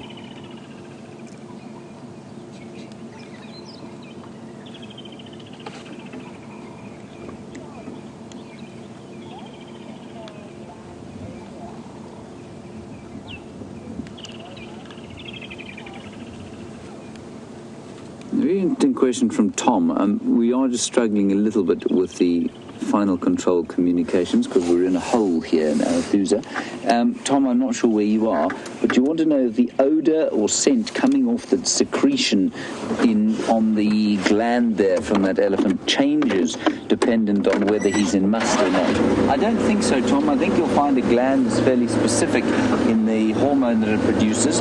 I suppose the odour might change in strength. I've never noticed a smell actually from that though. From that temporal gland, but when they are in must, what smells... I'm just going to stop here.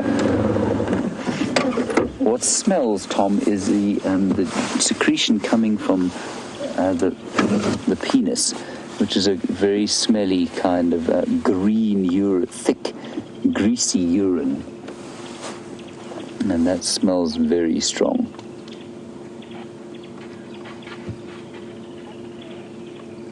lovely, isn't he great?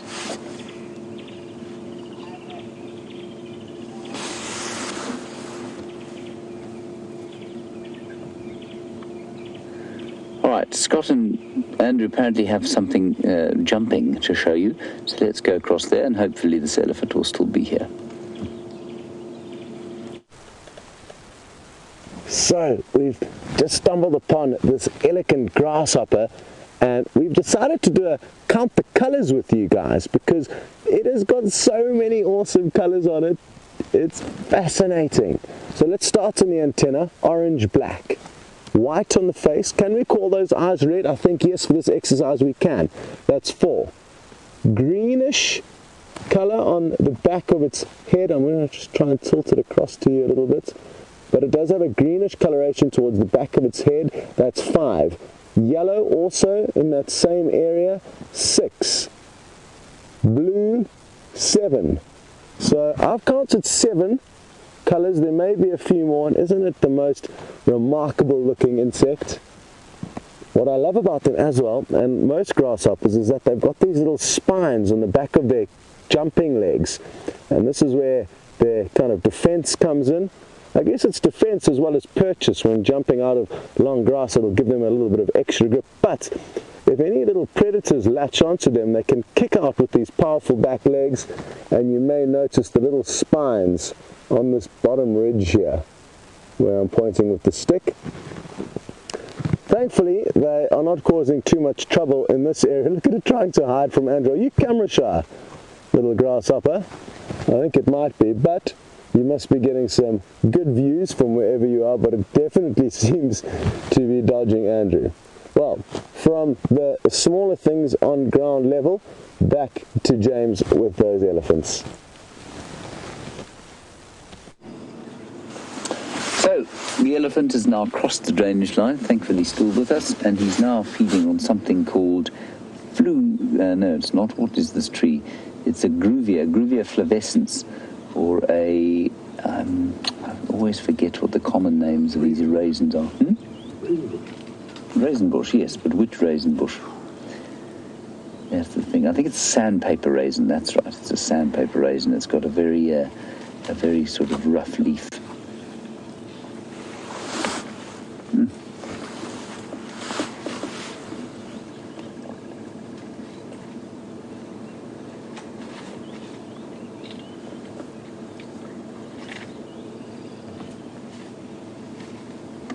Very peaceful, as I was saying.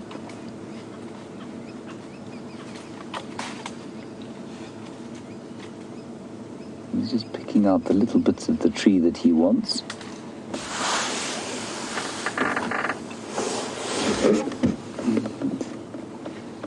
Well, Nikki's just pointed out that his eye is in fact weeping. Yeah, it is. He seems to be crying as well as weeping from his temporal gland.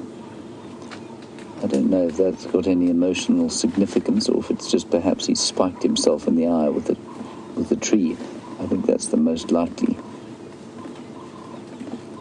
But definitely there is moisture coming out of his eyes as well.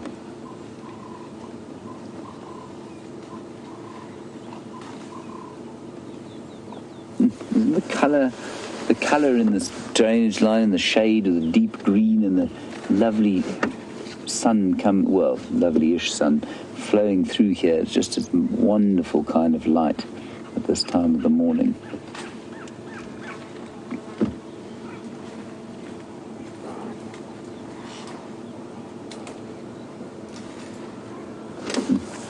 Well done, Brian, that was brilliant. It's telepathic. Hello, Gerard in Saudi Arabia. Gerard, of course, is not a common Arabic name. You're a South African living in Saudi Arabia, and you say, look at the long hairs on his tail. It is actually really impressive. He's got a particularly impressive splash of hairs on the bottom of his tail, and of course people think of elephants as being hairless, which of course they are not. There are the hairs on the elephant, and you do find them sometimes on their foreheads as well, especially when they're little, and around their mouths. And the end of that tail, of course, those hairs are extremely coarse. They're like little bits of wire. And if you find an elephant that has expired for some reason, people do try and make sort of bracelets out of those hairs. Or if you find the hairs on their own, sometimes you can make bracelets out of them because they're so thick. But a very effective fly swatter.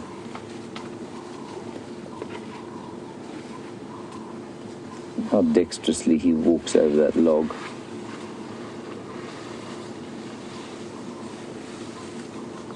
And then disappears. Probably 3 tons of animal and he's disappeared.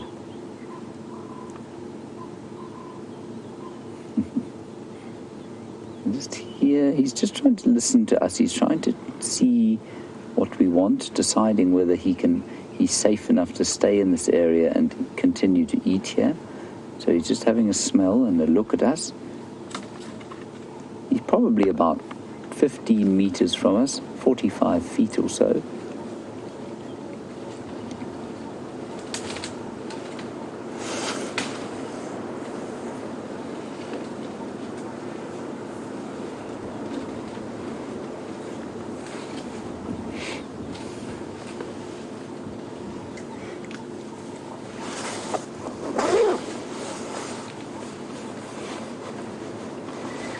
Hello, Ben. You're in a place called Leesburg. I have absolutely no idea where in the world that might be, so please let us know. Excuse my geographical ignorance. Ben, you want to know about, first of all, what is the difference between dung and feces? I can't actually rightly tell you. I think they're pretty much interchangeable words. Feces would be... I always thought dung was a word that we used largely for herbivores. But I've certainly used the term lion dung simply because the word lion feces and obviously the plethora of other less pleasant words is just not so good. So I think they're pretty much interchangeable, Ben, but I stand corrected there. I could well easily be wrong there.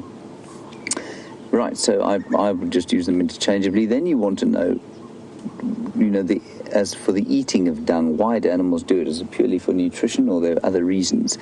And there are 2 reasons, very good reasons. One, of course, is for nutrition. Some animals exhibit what we call coprophagy, which is the eating of your own dung, which is that's one step worse than having to eat your own vomit, if you have to do if you're a ruminant, I would say. And one of the animals whose dung you saw today, I think it was being consumed by a millipede, is a scrub hare. And a scrub hare does coprophagy. They process their food twice. The first time it comes out of the bottom, it's a sort of slimy pellet. And when it comes out again, it's like you would have seen it today with the millipede. Looks like a sort of pale white pellet or dry pellet. And so they do that. A lot of hindgut fermenting animals, like a zebra, will often eat their own dung as well. Now, that's because they don't have a particularly efficient digestive system, and so it's a little bit like a ruminant. It's basically passing the thing through the digestive system twice. But the other important reason, apart from nutritional, of course, is that they do need to line the stomach with bacteria. Bacteria are incredibly important if you happen to only eat vegetation, because those bacteria contain the cellulase, which are the enzymes that digest the cellulose and lignin of the structural bits of the plant material. And that is very important because no mammal makes those enzymes on its own, and so they have to have that bacteria, and the stomach has to be sort of seeded with that bacteria, and that's normally done through the eating of dung or feces. So I hope that explains your question there. But I will happily stand corrected if somebody can tell me that there is a difference between dung and feces. I think they're just 2 different words.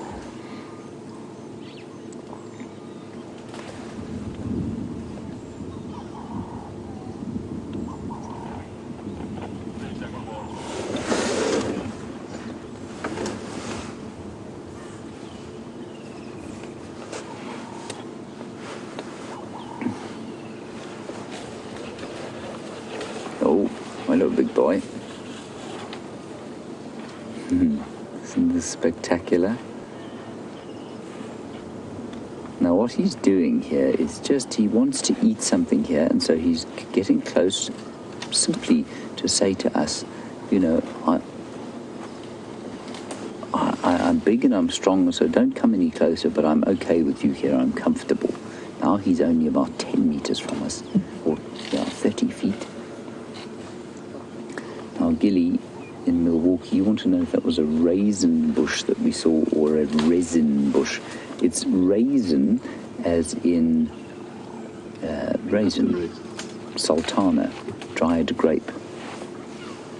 And that's what that bush is, but there is something out here called a resin bush, and the raisins are gruvia trees, and so we've got the sandpaper raisin, you'll get the silver raisin, and various other different kinds of raisins, and they are named so for the fruit. And then you get the resin bushes, the Ozaroa species, and they also have a very raisin-like fruit actually, but it's R-E-S-I-N, those are the resin bushes. He's a magnificent elephant, this. Isn't he great? He's so close to us and so unaffected. He's just kind of feeding away, not worrying too much about us.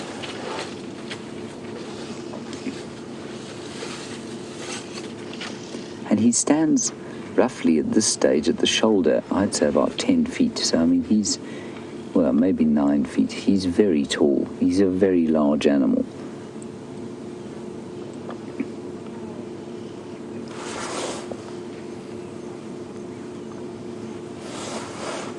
And Michelle, sorry, you want to know about the raisins fruit and whether it tastes like raisins. No, it doesn't. It doesn't taste like raisins at all, and doesn't even look like raisins. So I'm not sure why it's called a raisin. I suppose it tastes a little bit like a sultana when it's dry, but the fruit is actually quite nice. Right, should we go around the corner here? And while we are moving a little bit more, let's go across to Scott. He's got some pug marks to show you. Hopefully at the end of them will be the animals that made them. Right, to Scott, see you shortly. So, we've got some interesting stuff going on here. This is the track of an animal that's running, and you can see that it's displaced the soil, indicating that there was quite a lot of movements as opposed to just walking. It was probably just after the rain, and what we can also notice is that its back pad has only got 2 lobes. So 2 lobes indicating a dog or a hyena. Also you can see the claw marks, 1, 2, 3, 4, right on the edge of where the toes are. Also you can possibly see that the toes cut into one another, creating these kind of banana shapes. So this is a hyena, it's a large hyena, and like I say, you can see how it's pushed forward and the earth's almost cracked here, indicating that this hyena was in a rush. Even the next track up here, same story. And the hyena was running in this direction, the same direction that we found some more lion tracks heading in. Now the lion tracks, again, they're not very fresh. And when I say that, I mean they're not crisp, but that doesn't mean that the lions are far away. The lions were moving here last night, but the fact that there was a little bit of precipitation makes it difficult to work out exactly how fresh the tracks are. The good news is, and what I'm hoping, is that this hyena track running in the direction of the lions might indicate that the hyena may have heard an animal in distress, an animal that possibly these lions have caught. And with a little bit of luck, we're going to find some lions snacking on a buffalo or something around the next corner. So we're going to continue. It's so difficult to follow the lion tracks paw for paw, so we're just moving through the general direction.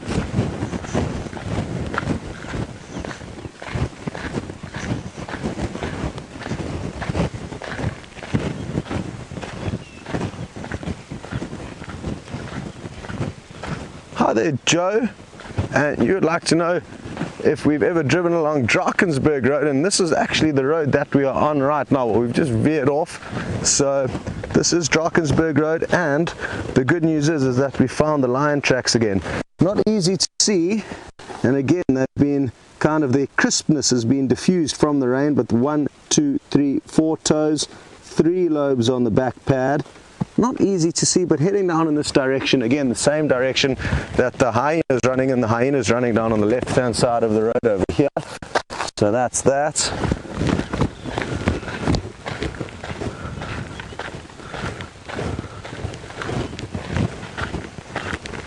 Cool, so we're going to continue, but there's one last little thing that I want to show you. I've been carrying it around for a while. It's an exceptionally rare little beetle, and we can thank Steph for finding this for us. Look at how that iridesces in the sunlight, a little bit of greeny sheen.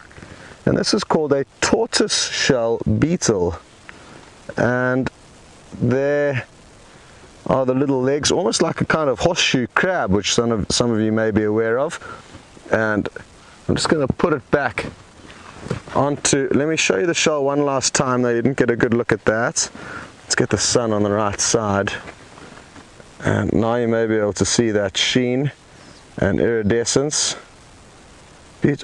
Oh, it looks like it may poke its head out and do a little bit of walking for us. That'll be awesome.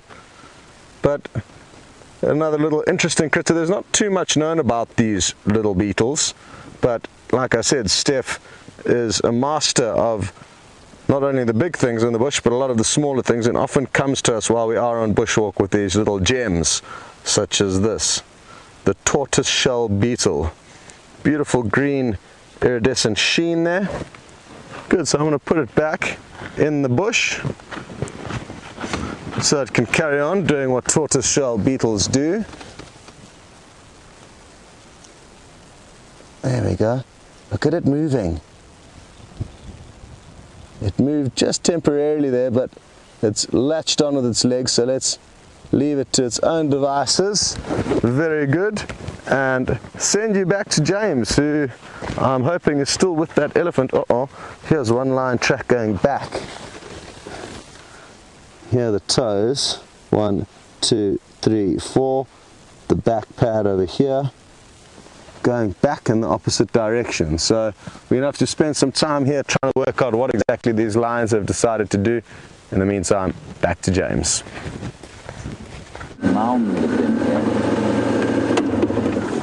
Apparently we are live, and I'm struggling to hear the final control, but can you get them, or shall I try and lift them up for you, Brian? We've got a nest here of netwing beetles, it looks like. No, they're not netwing beetles. Those are bugs. I'm just going to try and retrieve my insect book and see what kind of bugs they are. Now, bugs, when I use the term bug, of course, it is a very specific order of insects. It's not simply a generic term for creepy, crawly things that people don't like. Let me find see if we can find them. And I think they're bugs as opposed to beetles because of those, just their shape. They look like those. It's just the kind of shape that a bug has. There are obviously far more biological reasons for calling things bugs. Here we go. I think that's precisely what they are. They're called cotton stainers, or red firebugs. You get lots of different kinds of them, but that seems to be what they are. A cotton stainer, red bug, or firebug. You happy with that, Brian?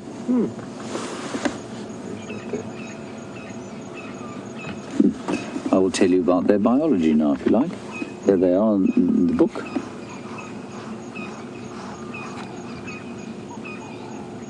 Plant feeders, often associated with hibiscus. These are not on the hibiscus. These chaps are feeding on a thing called a red spikethorn, or Gymnosporia senegalensis. And they're often pests for cotton. That's why they're called cotton stainers.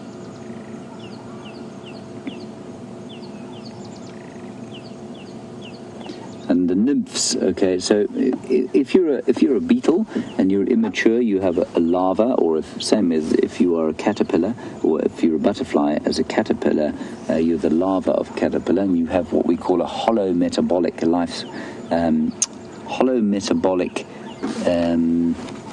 metamorphosis, which basically means that you change completely from a larva into the adult.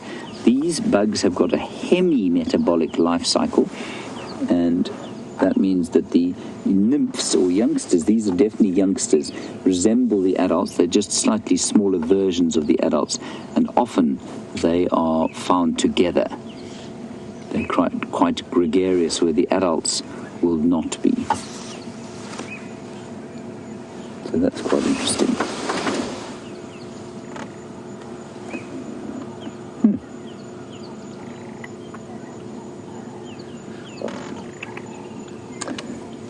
And I suspect what they're doing, why they're eating this tree.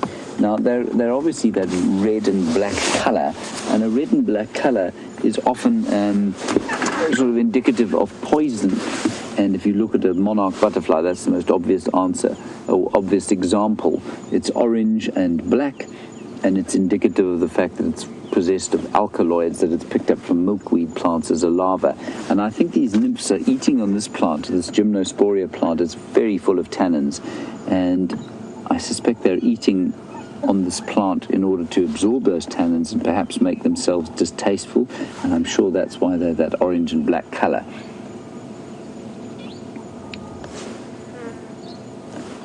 And you will find not many mammals will enjoy eating this tree. And I mean, it's got chemical compounds that act as a sort of local anesthetic. And I know I've eaten some, and Brent has eaten some. And what it does is it really kind of numbs the mouth.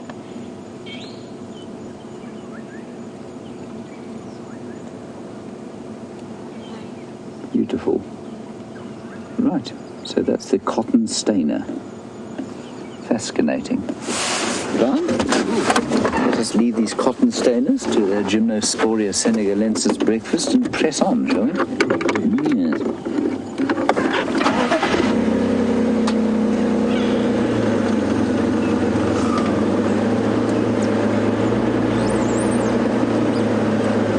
Nothing really going on Arathusa, like I say. That elephant is the most action they've had at the moment. But a very, very pretty morning, and so nice to be sitting at this time of the day and not sweating. Nice and cool. I believe we might be in for a little bit more rain today, which will be very nice indeed.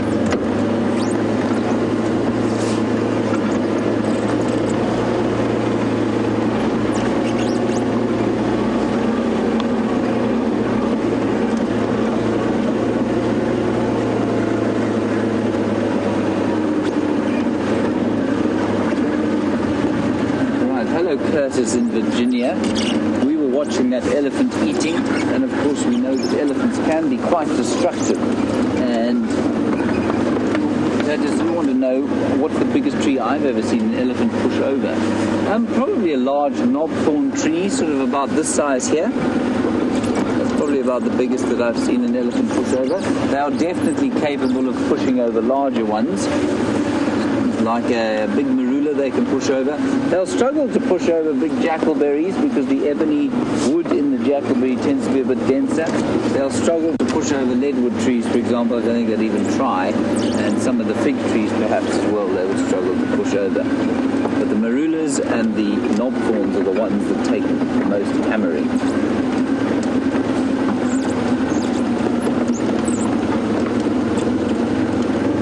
That is not to say I've never seen a jackalberry pushed over.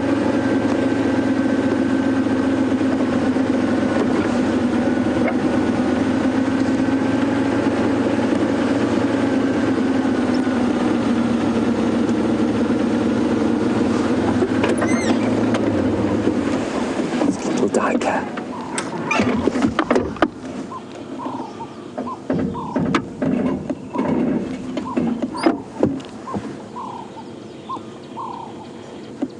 Hello Taylor, you're in Missouri, aged 10, and you're being homeschooled.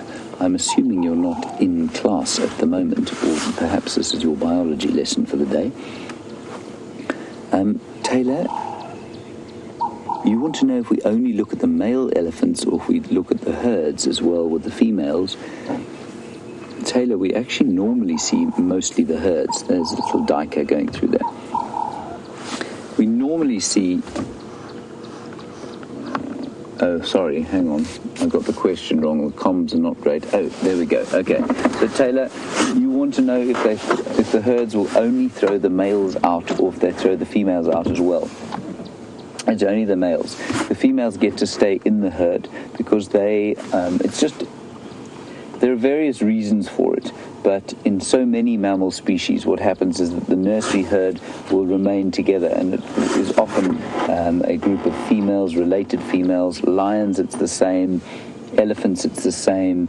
You'll find with, what else? Hyenas, it's the same. It's normally the males that disperse away from the family or away from the natal group. Males, because of their hormonal makeup, are happier on their own. They don't need the same kind of social interaction. That's the same for human beings. You'll find that males are more likely to be happy in small groups or on their own than females. And it's the same with elephants. The other reason is that, and it's a reason that pervades the whole mammal kingdom, is that males move away from the dispersal group and the family splits up in order to avoid inbreeding. So the males of hyenas will go to other clans where they're unrelated females and they'll breed there. The males of elephants will go away from the herd in which they're born and go and breed with other elephants, and I think that's probably the reason. They also, that the hormone that makes you male is something called testosterone, and it does result in quite a lot of aggression. It makes all males of mammals quite aggressive, and so that's often why they are not tolerated within a herd, especially in a herd of elephants. The matriarch will not put up with a male after he turns 17 because he gets very full of testosterone and he starts getting quite boisterous and starts to bully the youngsters, and the big cow won't tolerate that, and so she tosses him out. I hope that answers your question. It's a very interesting one, and I think it's quite a... Brian, can you see the squirrel sunning himself over here? Just on that horizontal pale branch there. I'm not sure if you'll get an angle from where you are.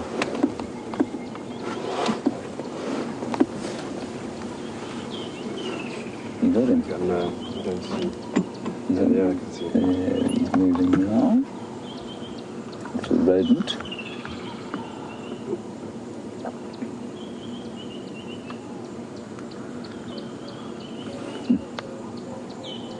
There we go. Little rodent.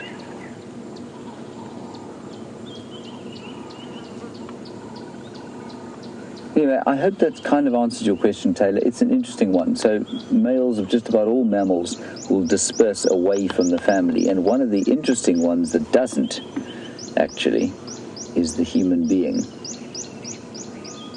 And in human Stone Age societies and village societies, you'll find it's females that move away from their homes to go and live with the male families, or the male's family, the man's family, rather than otherwise.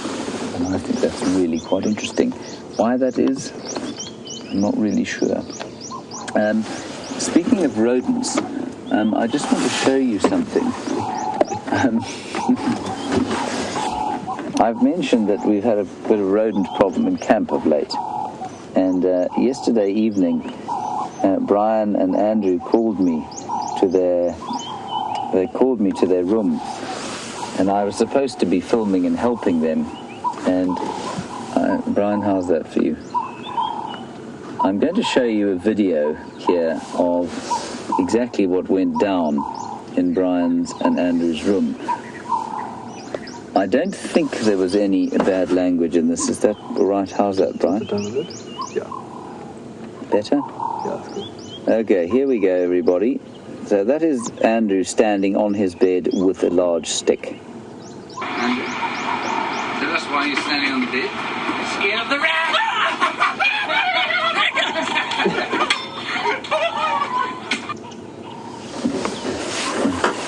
So none of us covered ourselves in glory. We were all rather pathetic. Andrew, as you saw there, was standing on the bed, and I was hoping for a bit of an interview, and he said, because I'm scared of, as he said, rat, this thing came out from under the bed where Brian had chased him. I leapt 6 feet into the air. I let out a yelp that was very unbecoming for a man. And then the rat, and it was a big rat, went running underneath the room in which Brian and Andrew lived. It was very, very funny indeed. And the reason for that story, of course, the squirrel is also a rodent, as is the rat.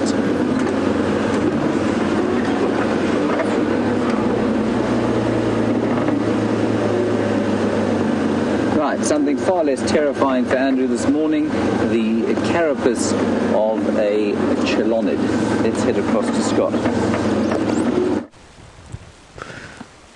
So, I'm told you've all been enjoying the humorous tale of Andrew having a complete hysterical fit last night when a rat took off from under his bed. I hope you saw the video. I'm not sure if you actually did, but there is video footage of Andrew panicking, and and I guess it wasn't only Andrew. James does admit to letting off a shriek.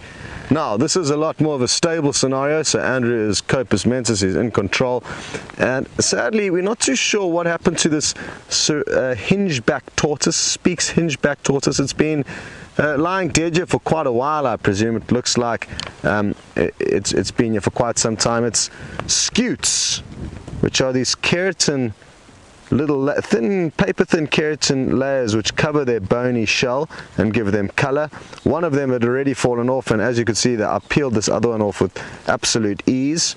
We can tell that it's a male because the undercarriage is very flat, and the undercarriage, or sorry, a female rather, the undercarriage of a male will be concave, so that when he mounts the female, he can fit on. With this one, it would keep sliding off if this was in fact a male. So that's how you can sex tortoises quite easily, by looking underneath onto their plastron. Something that we don't get to show you very often, and sadly it's seized because it's been dead for so long, is the hinge. And the hinge of the hinge-back tortoise runs along this little grain or groove here, and if I twist the shell around, you may just be able to see inside here. And basically this whole portion of opening here can be closed. This back portion of shell can clamp down, covering up the rear end of the tortoise, making sure that predators can't get to it. Obviously not all the time, because something got to this one, not too sure what. There was even the shell that had been chewed up of another one nearby. So if we come and take a look over here, we can see where some predator, possibly a desperate hyena or a young male lion, those are the usual candidates that feed on tortoises. Here you can see all the fragments of shell. So even though they are fairly well protected with their shells, they are not invincible to all predators. And we're guessing that maybe these two were in the throes of passion when they were ambushed and consumed, and that's why there's two shells so close together. Cool. Now, that's all just speculation, of course, but a lot of track and sign and reading into the bush is just kind of letting your imagination flow. We've veered off the road. We've got a feeling the lion is somewhere in this area, but not too sure where, so we're going to start taking a closer look around over here. Aha, Kyle, who's just 15 years old, who's one of our vocalization experts. Kyle, I've been loving your little audios. The hyena audio that you made, though, was incredible. Your leopard was good, but your hyena was incredible.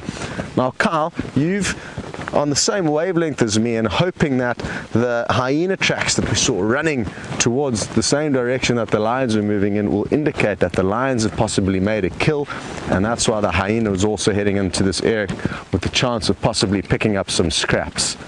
So definitely, Kyle, well done for piecing that little puzzle together, and let's hope that we can find the lion with the kill now. Obviously easier said than done.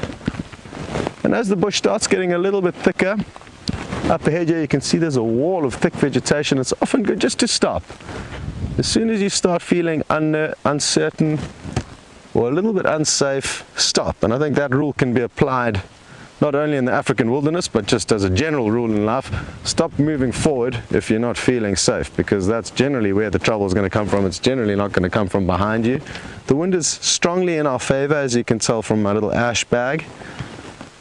And again, it's in our favor, but is it in our favor? Because half of me thinks if animals smell me and know that I'm on the way, they're going to be ready for us. Whereas if they don't know that we're coming in thick bush like this, it's a bit windy, they may not cheer us, they may not smell us, then all of a sudden we're on top of them and they understandably get nervous. So we're just going to slow things down a little bit here. Obviously we're also tracking lions, so that's on the top of our brain, but it's important that you don't get fixated on the animal you're looking for, because if all you're worried about is lion, you may not be focused on a large grey mass like an elephant or a buffalo, which is equally, if not more dangerous.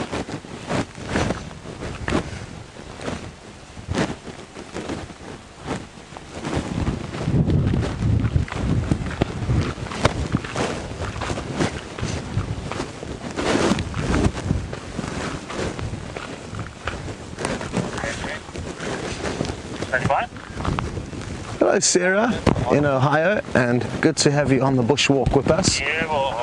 Sarah, you'd like to know why earlier on I said I don't think the Birmingham boys are on the property, and that's basically just because we've kept in touch with the other guides and other rangers who know where they're moving, and they haven't been very close to Djuma recently.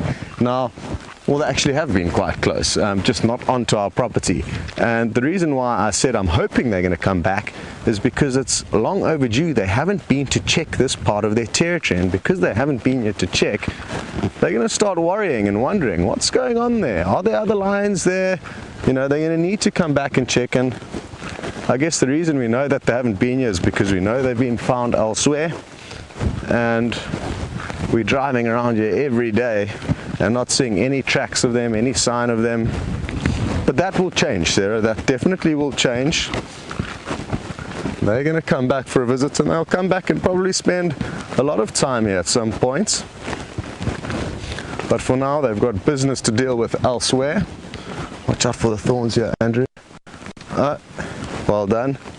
What would I do without you, Andrew? Thank you very much. The most important part of the bushwalk, the ash bag. Watch out for the thorns there. And on the left here, these are the nasty thorns of the buffalo thorn tree, and they've got straight thorns, and I guess this example of a hooked thorn is a good one here, as well as the hooked thorns. So a very nasty thorn tree to get strung up in, so make sure you avoid that.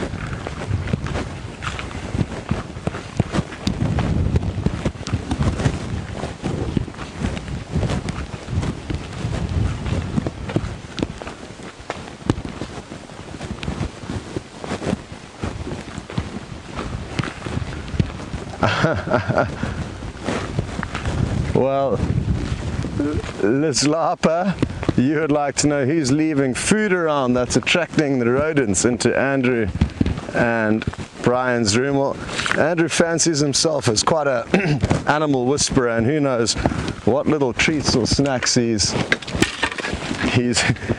got hidden in his room. He's not sharing them with us, Liz, so that's his own little secret stash. But he's paying the price now because he's got the rats coming to join in on the action. Now I'm told that I think Nikki is going to try and play you that clip now. So brace yourselves, get ready to laugh hysterically at Andrew and James. Again, Liz, you mentioned that, oh, Andrew's getting stuck in another thorn tree there. Liz, you also mentioned that it's phenomenal that these guys are willing to stand up to lion and elephant and all these big dangerous animals, but as soon as there's a rat in the room, it's all pandemonium breaks loose. So after the video, you're going to go straight back to James, enjoy it, and we'll see you later. Okay, here we go, everybody. So that is Andrew standing on his bed with a large stick. Andrew, tell us why you're standing on the bed. Scared of the rat!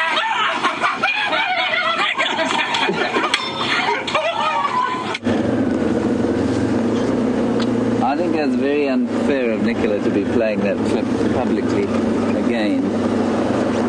Quite enough embarrassment. And some of you were asking how it is that we could possibly be afraid of a rat when we are, you know, we stand and we go and view elephants and wild dog on foot, and it was a big rat.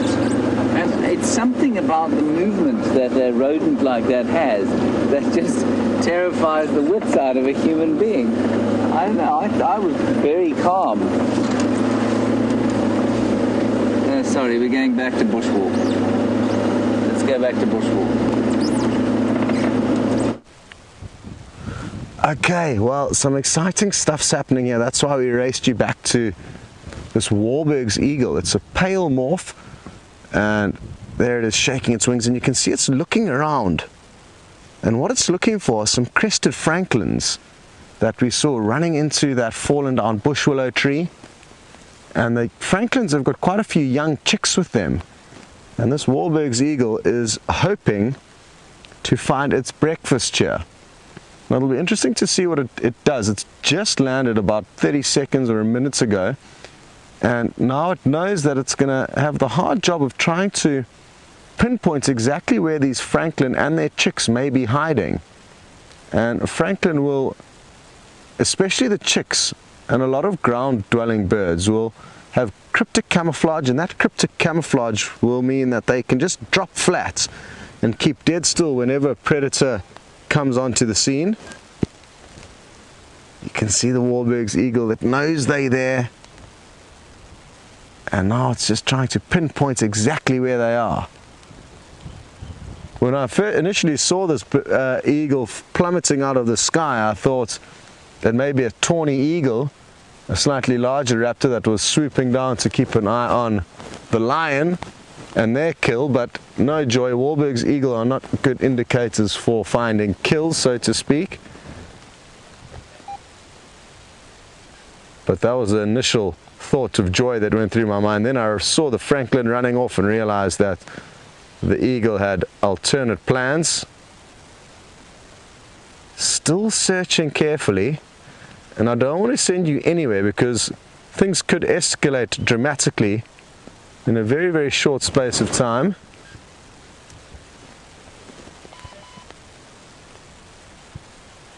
Who knows how high up in the sky it was when it saw these francolin running about.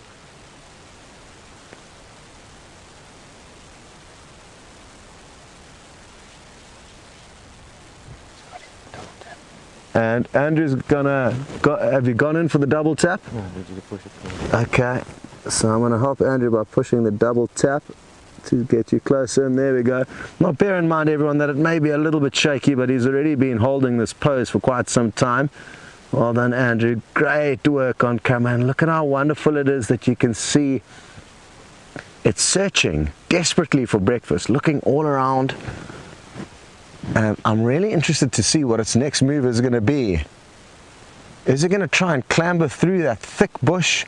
I doubt it, but then again, I've never seen a Wahlberg's eagle in this kind of situation. So this is a first for me.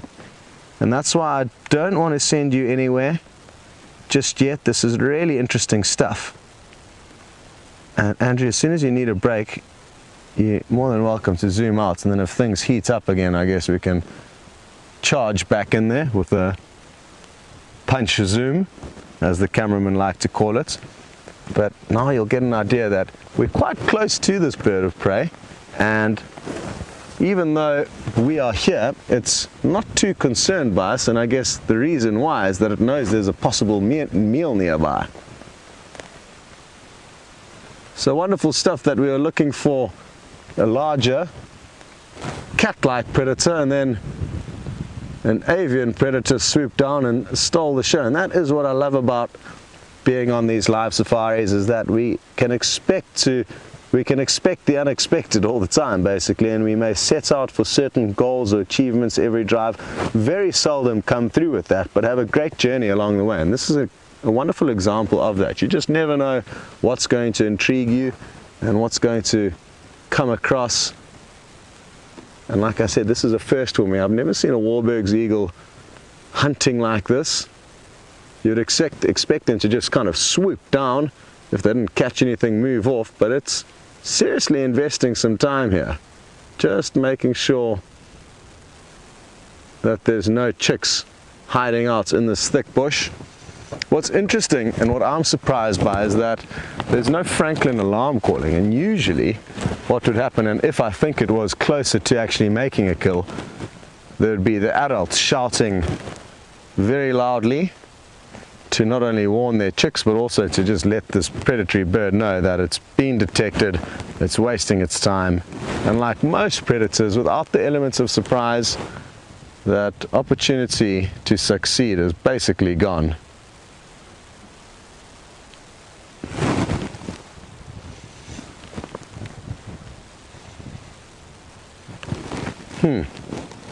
What to do, what to do. Like I said, because there's no Franklin's alarm calling, because it's been perched there for quite some time without any luck, I think it might be worth us continuing on and seeing what else we can find. Just saw a dark patch up ahead of us there. I thought it could have been a dead buffalo, but it was just a fallen down stump quite through in the thick vegetation there. So not the buffalo kill that we were hoping for, but at least we got to see that interesting Warburg's eagle sighting, and now we get to carry on. What I would like to find is some excavations. Oh, well done, Andrew. Oh, you're too funny.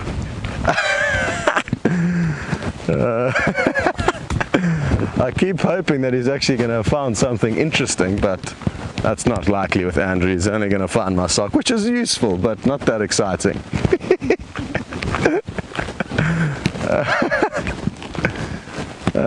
Good times, good times. So whenever I get to a very sandy patch like this, it's good to just check that no lion have moved through here. Not looking promising. There's a few antelope that have been running again after the rain. Who knows, maybe running from the lion. Okie dokes, well,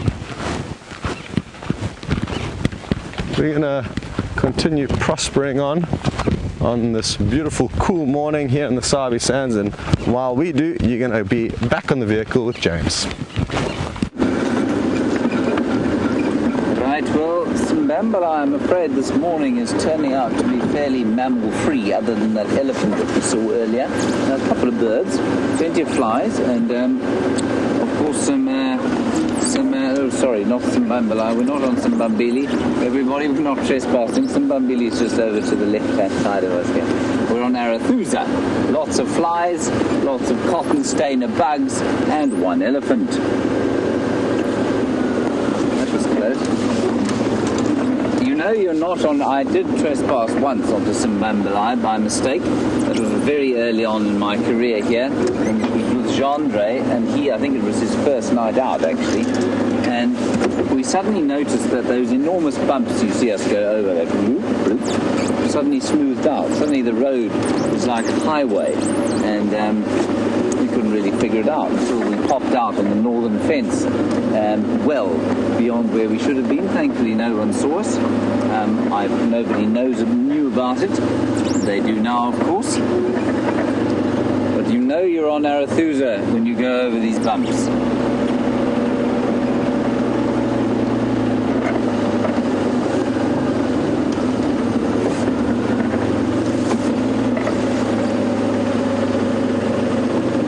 Adrenaline Rush, you say I need to put that video onto YouTube or Facebook. No, that's not going to happen. Sorry about that, Adrenaline Rush. It was embarrassing enough as it was. I like the fact that you couldn't really see it properly.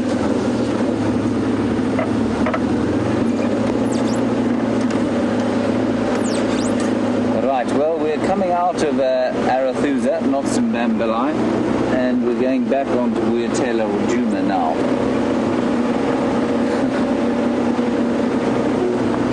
Still the bumps are big, so we are on the right place. Up, over, up, over.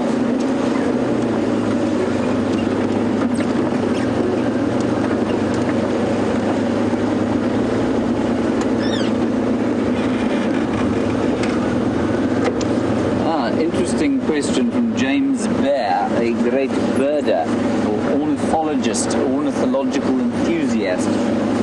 James, you want to know about the common house sparrow and why we've never pointed it out, or why I've never pointed it out.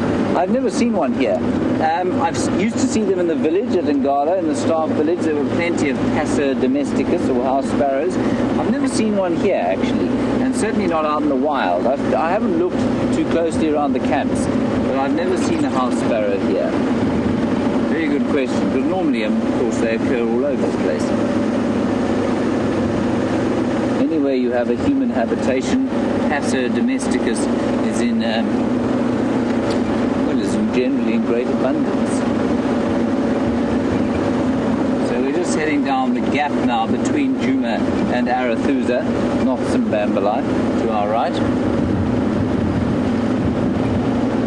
And we will turn back onto Djuma shortly.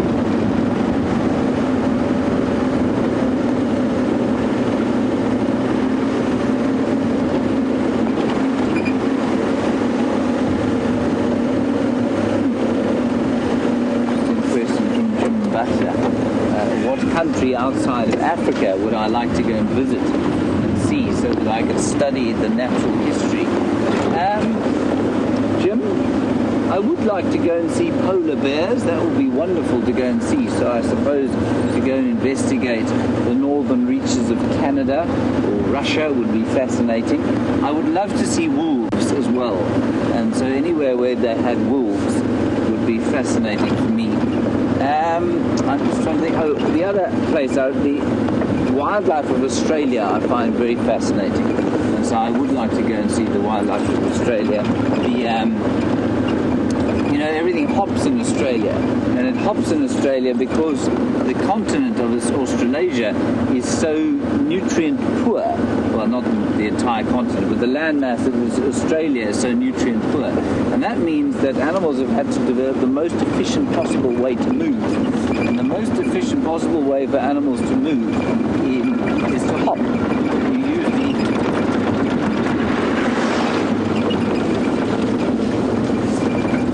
You use the natural elasticity of the muscle, and what that does is that it makes hopping the very incredibly efficient way of moving. So everything in Australia hops, and I'd love to go and see that sort of thing. The birds there are obviously amazing. I'd love to see the animals of South America. I mean, there's just too many places. The animals of South America, of course, would be fascinating, in the Pantanal or in the Amazon. Wow, all of those places. It's a fairly strange occurrence, so that man driving his great urgency past us. Not sure where he was going. He's possibly run out of milk.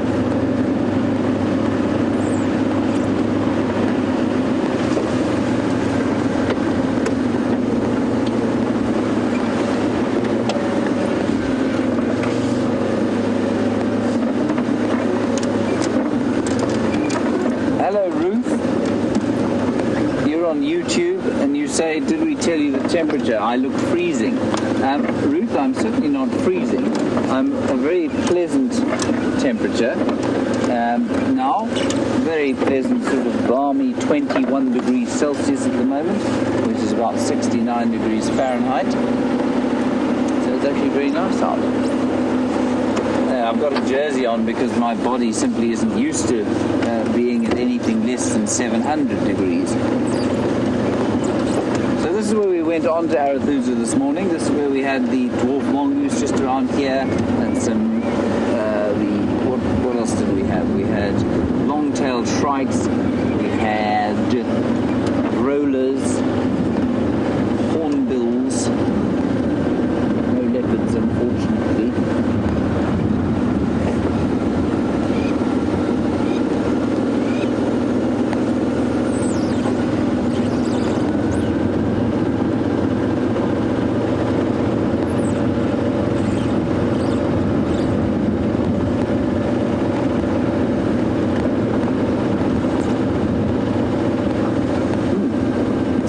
Dean, apparently you sent her a video of magpies at what you described as a funeral where one was hit by a car. There's the road spectacular. It's not landing anywhere near us. At a funeral, and it was hit by a car and surrounded by other magpies. Are you sure it wasn't a feast so much as a funeral? I mean, I'm pretty sure a magpie, being related to a crow, quite happily eat his brethren were it to be run over by a car. But that sounds fascinating. Thank you, Safari Dean. As I say quite often, we continue to learn from our viewers at least as much as we manage to impart to them.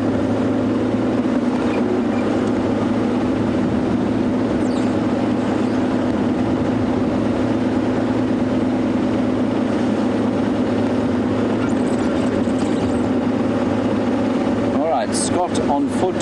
They're going to be creeping very quietly with the current sighting that they've got. I'll see you just now. Okay, we need a whisper now, everyone. And we've heard some branches breaking in this thick bush. By we, I mean Steph. He is the ears, and you can actually see one of them. It's far away, and Andrew's going to have his work cut out for him showing this to you. I think you're going to get to that, Andrew. You can see the ear flapping there. Well done, Andrew. And that's one elephant. Now, what you need to be careful of is that even though that's the one we can see, I'm fairly confident there's quite a few closer by, judging from the audio that we've been hearing. Again, the wind is strongly in our favor, very, very strongly in our favor, blowing all over Andrew. Perfect.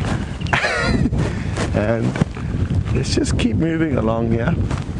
We are out in the open, yes, so not much cover, but because the wind is in our favor, because elephants don't have great eyesight, I'm not too concerned, even though I feel that this could be a breeding herd of elephants, which are the ones that you need to be careful of, protective mothers trying to look after their young. Just want to make sure there aren't any closer by that we can get you a better view of.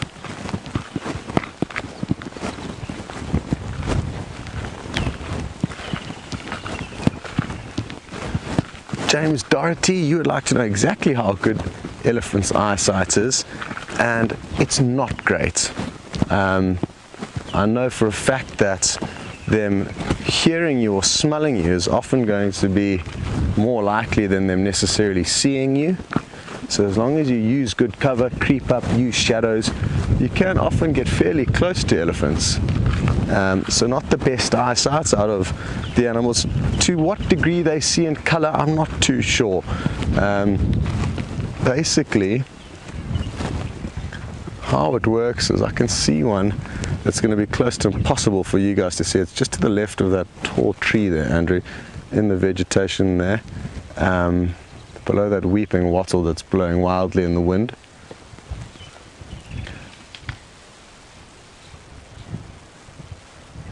And well done, Andrew, you're doing great work on the camera there. You might see the ivory glistening now, as it looks like they're feeding towards us very slowly. And again, I think those could be members at the back of the herd, and there could be some, there's a bit of a valley here. There could be a little bit closer to us, and I think Steph's just spotted one a little bit closer to us. So we're just going to back up. Always a good thing to do when you're not entirely sure of the situation you're in. Just get an extra ground between you and the animals. You can always go closer again once you know that you're safe. So Steph did spot one again. It's just so thick here, and we don't want to take any chances. Again, the aim of what we're doing on these walks is, yes, to try and get close to big game when possible, but not all the time. Andrew's found another one, that's, I think. But it's a large herd that's spread out all over. There's one ellie that's just about to pop out, and it's going to be a great view just through this fallen down tree, Andrew. It's coming straight towards us, and if it doesn't get caught up having a tasty snack, we're going to get a great view. But what we're going to do is we're going to get into position to receive these elephants that are slowly feeding towards us, and while we do, we're going to send you across to James, who has got a huge surprise. Enjoy. Fantastic, everybody. Brian's super hearing has picked up the alarm calling of a baby wildebeest, and as we drove down here, the Nkuhumas pride, those 3 lionesses that we saw yesterday, are just in here. They're definitely hunting. They missed that wildebeest. Okay, actually be 4 of them in here. They missed the young wildebeest, which means all 10 apparently will now survive. That was a very close call. We saw it tearing across the road, followed closely by its mother. Ooh, and this female is limping badly now. Just the 3 of them. Maybe this isn't the Nkuhumas.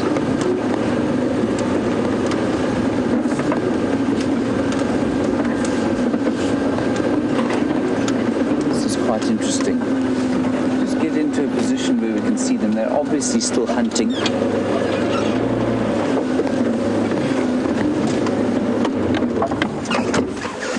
Stop for a second.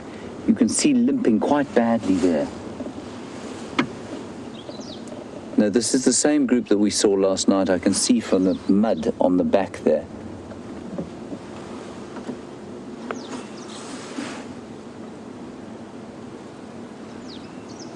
Right, we'll try and move forward now. Yeah, there's one coming across the front of us.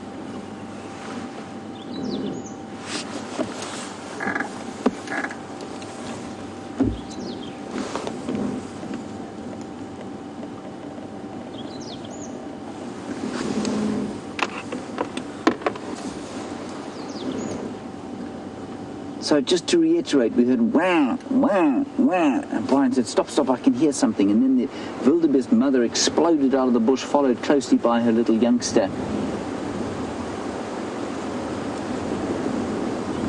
That injury is new. That was not there last night.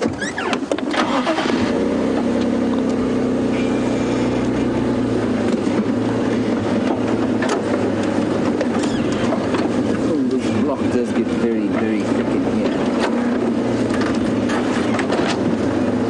And yet again, we have lions moving during the day. Ahead, everybody.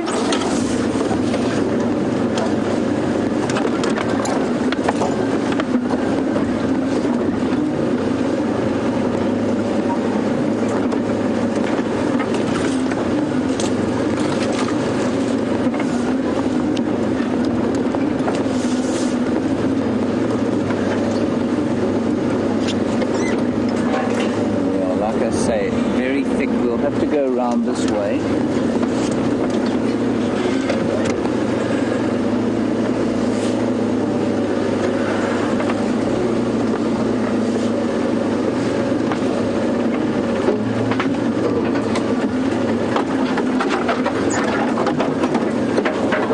Now, what I would like you to try and notice is how they're kind of spreading out.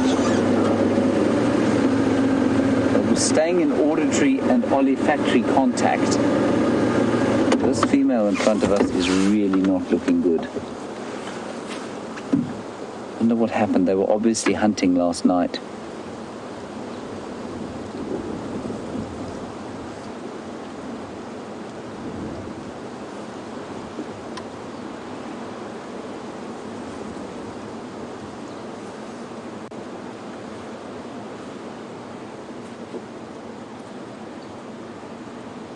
Let's head back across to Scotty's with the elephants, and I will try and get into a slightly better viewing position here. Look at the magnificent ivory on this elephant cow, and what a turn of events right towards the end of the sunrise safari. The stars of the big 5, the elephant and lion, are gracing us with their presence. How wonderful. And this herd of ellies has kind of changed direction. They spread out all through this bush here. There's another one. Andrew, you are working this camera like an absolute wizard.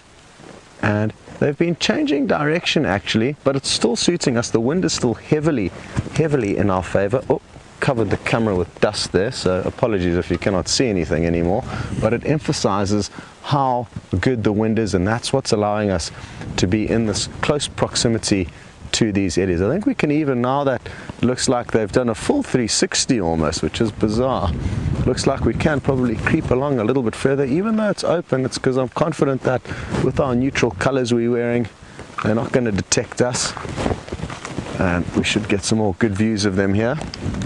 It's interesting, the lion tracks that we have here are probably of the same animals that you are currently with James, and they've done a very large circle basically back from the eastern boundary where we are on Djuma now to the western sections where James is, and well done to James for finding them. Always wonderful when you read into the signs of the wilds, which in this case was the wildebeest running off in alarm, and it was that kind of being in tune with the bush telegraph that got James and you guys into the right position with those lines. So well done to him for making that happen. Looks like these elephants are moving back away into some thick vegetation. Rather than putting any unnecessary pressure on them, we're going to let them move off. The whole herd is really bunched up together now, and you can see quite a few of them moving through there. Not too sure what got their attention. I found it impossible that they would have caught our wind, but maybe some of the herd members in front actually moved far enough to walk where we had walked, therefore not rely on the wind to pick up our scent, and maybe that's why they've turned around. Either way, it's been a great sighting, and it sounds like James has got into another good position for you guys to get some good views of those lions. They've gone into some very thick bush, everyone. I'm not sure how long we're going to be able to follow them for, but we will certainly keep trying. They are sort of filtering gently through the woodland here. Try not to break the car while we go.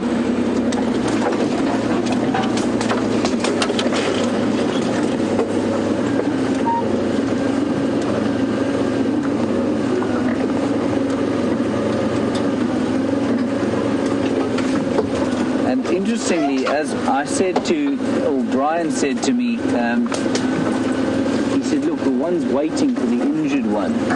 And I said, well, but they don't do that. And very clearly, Brian was absolutely right. But I think it's because it's the youngster, and I wonder if it wasn't her mother that she was waiting for.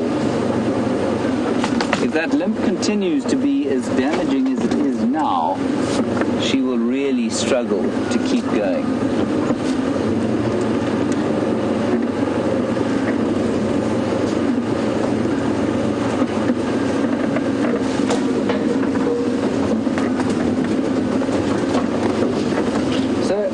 And Margaret, you're guessing as to why, what could she possibly have injured her? Maybe a thorn, you say, Kay, and Margaret, you say maybe she ran into a hole while chasing an animal. Both are equally possible.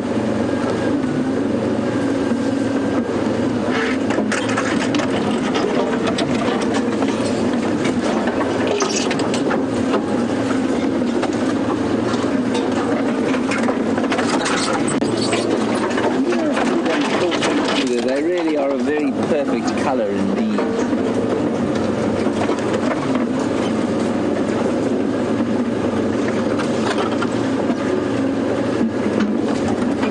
And Anne, as you say, you can never say it's a quiet morning until the drive is over, in this case at 8:30.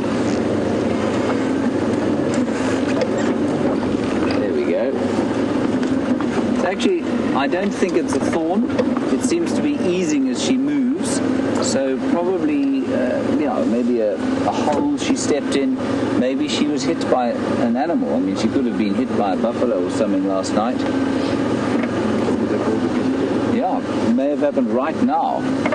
You know, that wildebeest was actually not so much alarm calling as distress calling, and I wonder if they didn't get hold of him. And maybe the mother hit the baby off. That's possible. Maybe this injury is right now, and it'll be gone by lunchtime.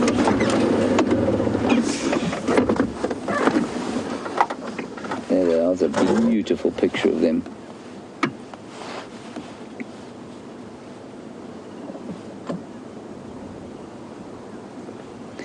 And Pretty Night, may you say one of them has been limping for almost a year. You say she always gets hurt. Yeah, this injury definitely wasn't here yesterday. We saw them all walking around yesterday. And if, as you say, if there has been one that has been injured for a year, I doubt it's the same lioness, simply because they lose condition. So if that limp continues, the muscles on the back left of her rump will start to atrophy because she won't be using them as much. And she will then be unable to keep up with the others. So yeah, but lions often, as you say, lions often will have limps, and they take, I mean, it's a tremendously physical existence they live when they're not sleeping. They've got lots of hunting to do, and that hunting is not easy. And this is where they are going to settle, I suspect, for much of the rest of the day. I'll just sneak slightly forward, but I think this is what the day is going to bring for these lions. Again, I'm very confused and worried as to where the other youngster is. We know that there is one lioness on Nkuru at the moment, amber eyes, with 4 Birmingham males, and the 3 here, but where the sibling of that one there is, I don't know. Look at the spotting that she's still got on her hindquarters there. She almost looks like a leopard. It's her sibling, the other youngster, that's missing. And certainly wasn't missing, was nowhere near yesterday. Now Scott and Andrew and Steph began looking for these lions around where we found them yesterday evening. They're a long, long way from that now. Probably, they're in a southwesterly direction and probably about 4 or 5 kilometers from where we saw them yesterday. Shall I sneak forward a bit, Brian? Just sneak forward so Brian's got a view of that rather beautiful lioness.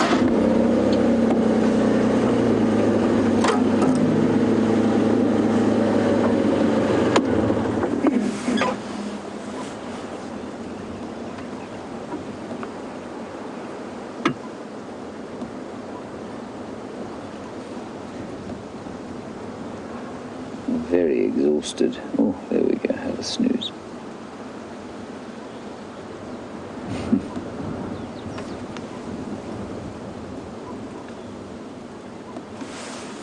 What a stroke of luck that was.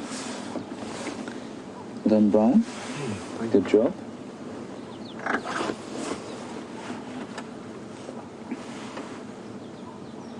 Yeah, you see, she won't maintain muscle mass in the back leg there if this injury persists, and so I don't think it's an old injury at all.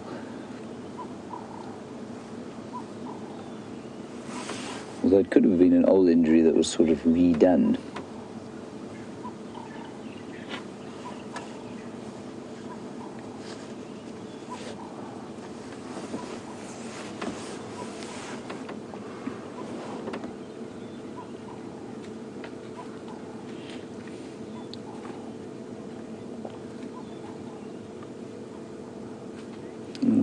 Maggie M in Australia.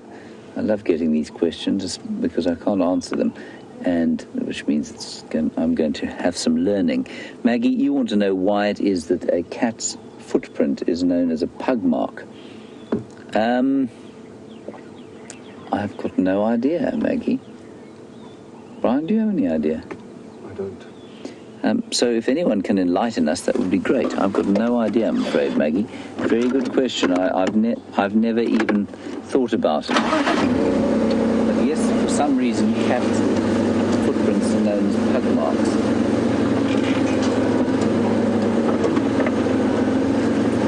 Let's try and see their faces again. They're lying under a variable bush willow.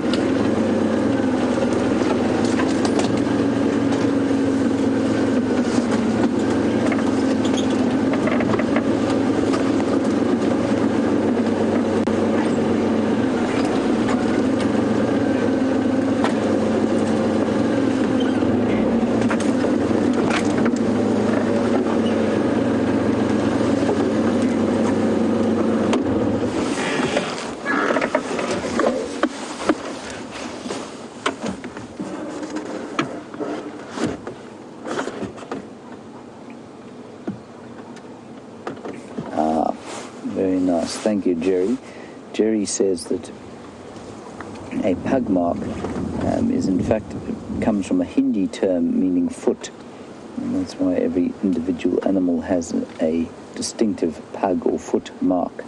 So apparently it can refer to any animal, but out here certainly I would never refer to a rhino or an elephant's footprint as a pug mark.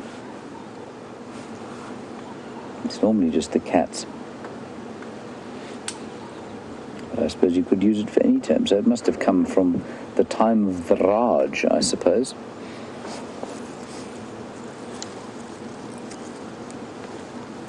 Thank you, Maggie.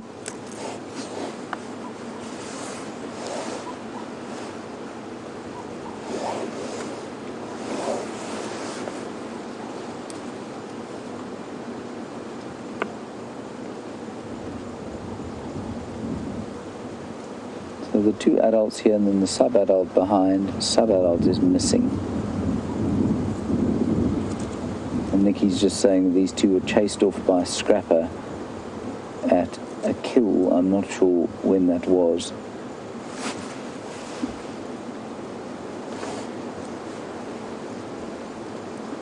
That was on Torchwood in October.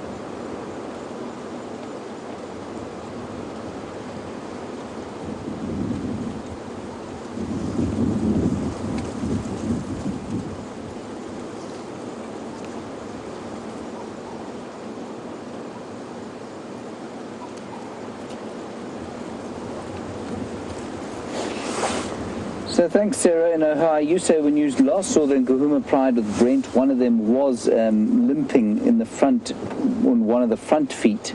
Yeah, and like I say, Sarah, that's a good point, because obviously these lions do live very physical lives. They take a lot of punishment during their hunting, because, I mean, if you imagine trying to take down, so she's about 120, 130 kilograms, taking down a fully grown wildebeest or buffalo weighing sometimes twice, sometimes 4 times as much as they do, you're going to get hurt every so often. And so they're incredibly good at healing. These animals are incredibly strong, but they will get injured every so often and limp about the place.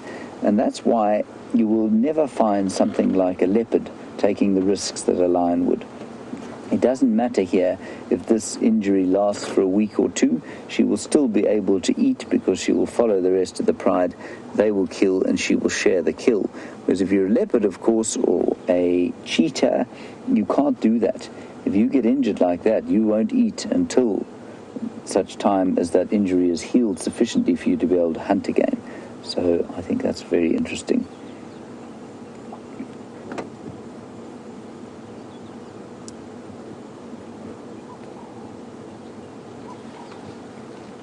Very physical life, trying to catch things to eat.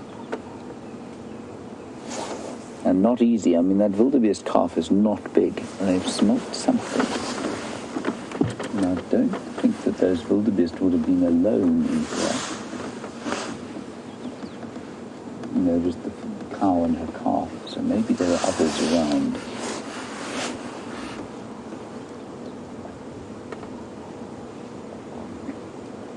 No, rather go back to sleep.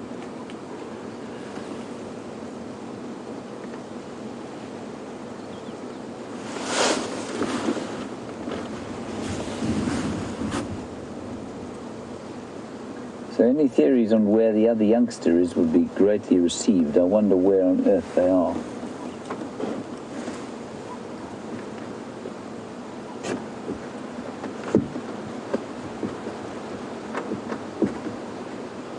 I don't think they're going to go far from here now.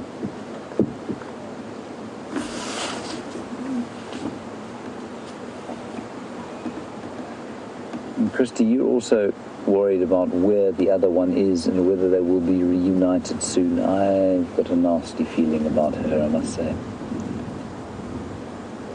I wonder if she hasn't been lost. Simply because I can't see or imagine a reason why she'd be on her own, away from the rest of the pride. She hasn't been seen mating with the other, unless You know, there are 4 Birminghams on Nkuhumas now, or they've just headed into the Kruger Park with amber eyes.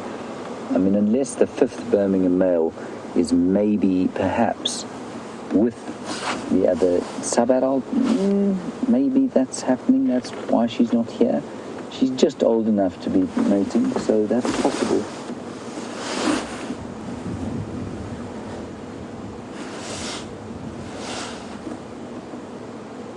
They're very cleverly lying down here, so they will sleep here probably for many hours.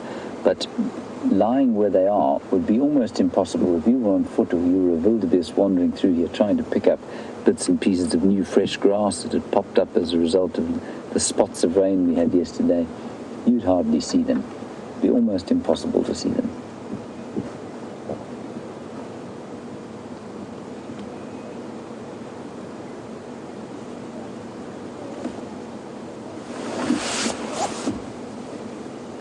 Let's head across to Scott while these cats lie here, see what he's got to show us, and I'll see you back here in just a little while.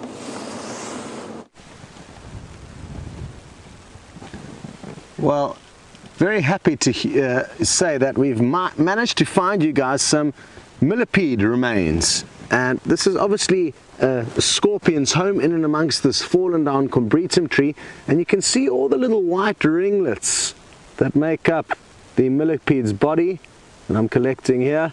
So there we go, evidence of a scorpion that's been doing some good housekeeping, and also testament to the fact that they do in fact eat these millipedes, which not many other animals do. I'm not sure if you can see this tiny little droplet of moisture that's just landed on me.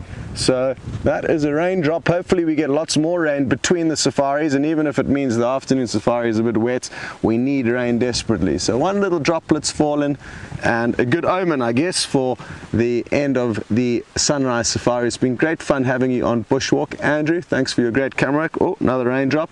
Good stuff. Also to Steph, who's lurking in the shadows, thanks very much to him for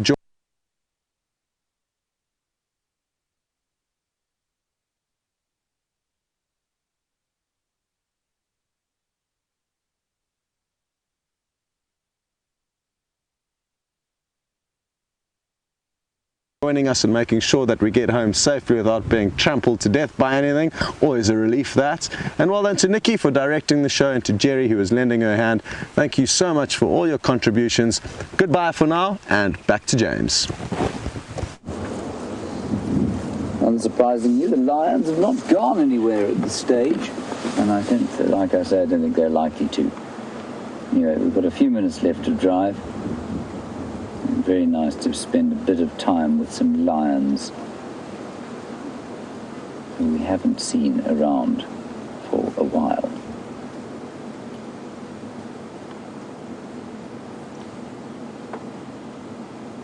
I think things are probably settling down now with the lions. We've got a situation where the Birmingham boys are comfortable. They've taken over. It doesn't look like any further threats are coming just yet. Obviously there's those 9 skybed males which we've heard of from the north, and they may well come down here at some stage. Now this, you're on Twitter and you say that it doesn't look like they've had much to eat recently. I would agree with you completely, Liz. They're not skinny. It doesn't look like they are sort of malnourished at all at this stage, but they don't have those full bellies of lions that have just eaten, so they would be ready to hunt. And certainly it looked like they were doing that yesterday. They moved during the day yesterday when it was cloudy and windy, and then they were obviously hunting when we found them this morning.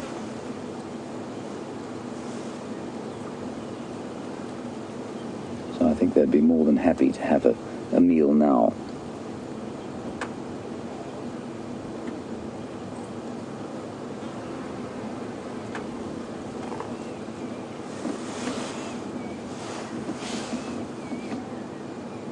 Hello, Michelle in Michigan. A very nice question, and one, I mean, we do discuss it every so often, but I haven't mentioned it for a while. The black on the back of a lion's ears, why is it there? We think, Michelle, that it's a following mechanism.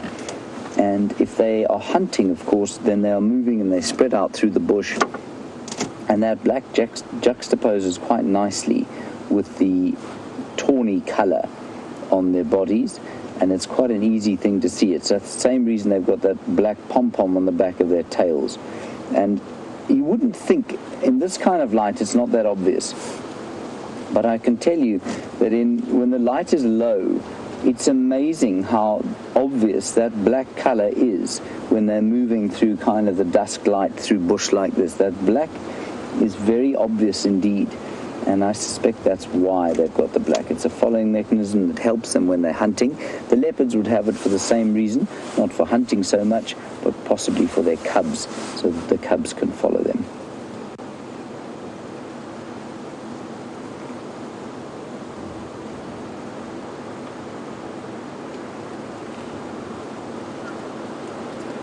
It's just starting to warm up now, and the cats will be going to sleep.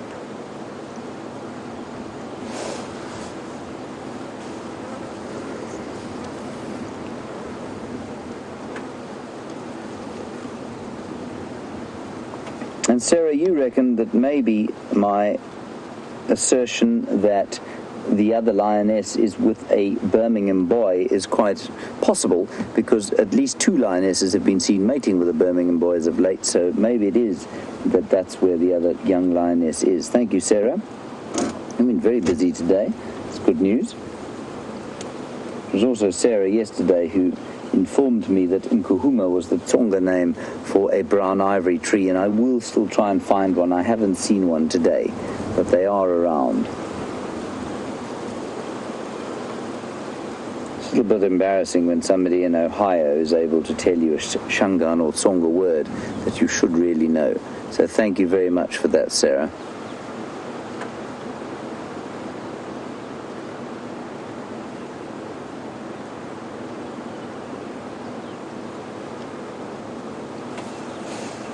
So just a few more minutes. I think we'll sit here for these last few minutes with these lions.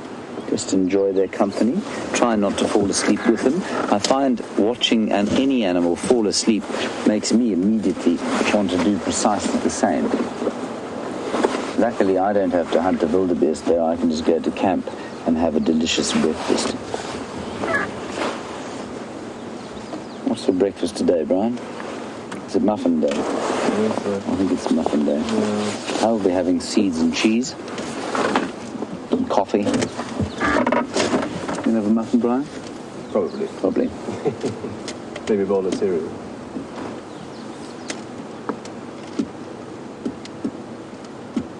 And Texas Chris, I would agree with you completely. You're on YouTube and you reckon that these lions are looking healthy. I would agree completely. I think they look very well, other than the limp, which could be gone by lunchtime, like I say. And just to reiterate, I mean, we heard that young wildebeest calf bellowing. It was a real distress call. And I suspect that that injury has happened right now. I wonder if the mother didn't smash into that youngster, at least the older one.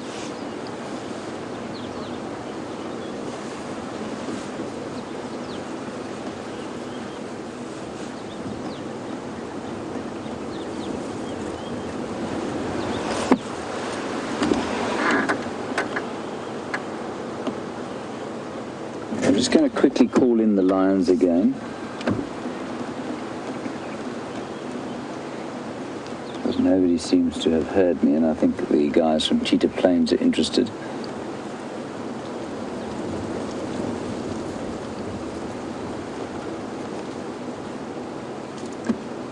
Our stations, this is the 3 Nkuhumas here, and they're in the block. I mean, quite thick stuff between Balanites and Zoes on the south-western side of that junction, but they are static at the moment.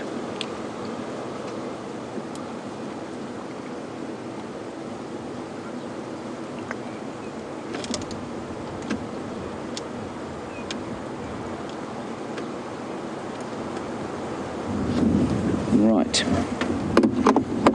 Nobody else is coming here today.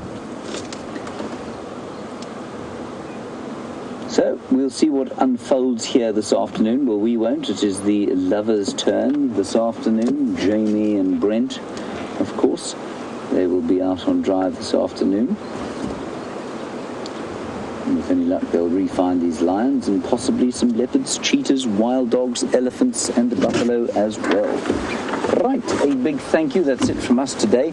A big thank you from us, Brian and I, to Scott, and there's Brian's thumb.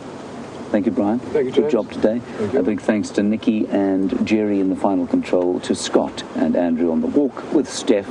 We will, and all of you for your questions and comments. It's so good to hear from you and such a great learning experience. We'll see you later. Bye-bye and stay safe.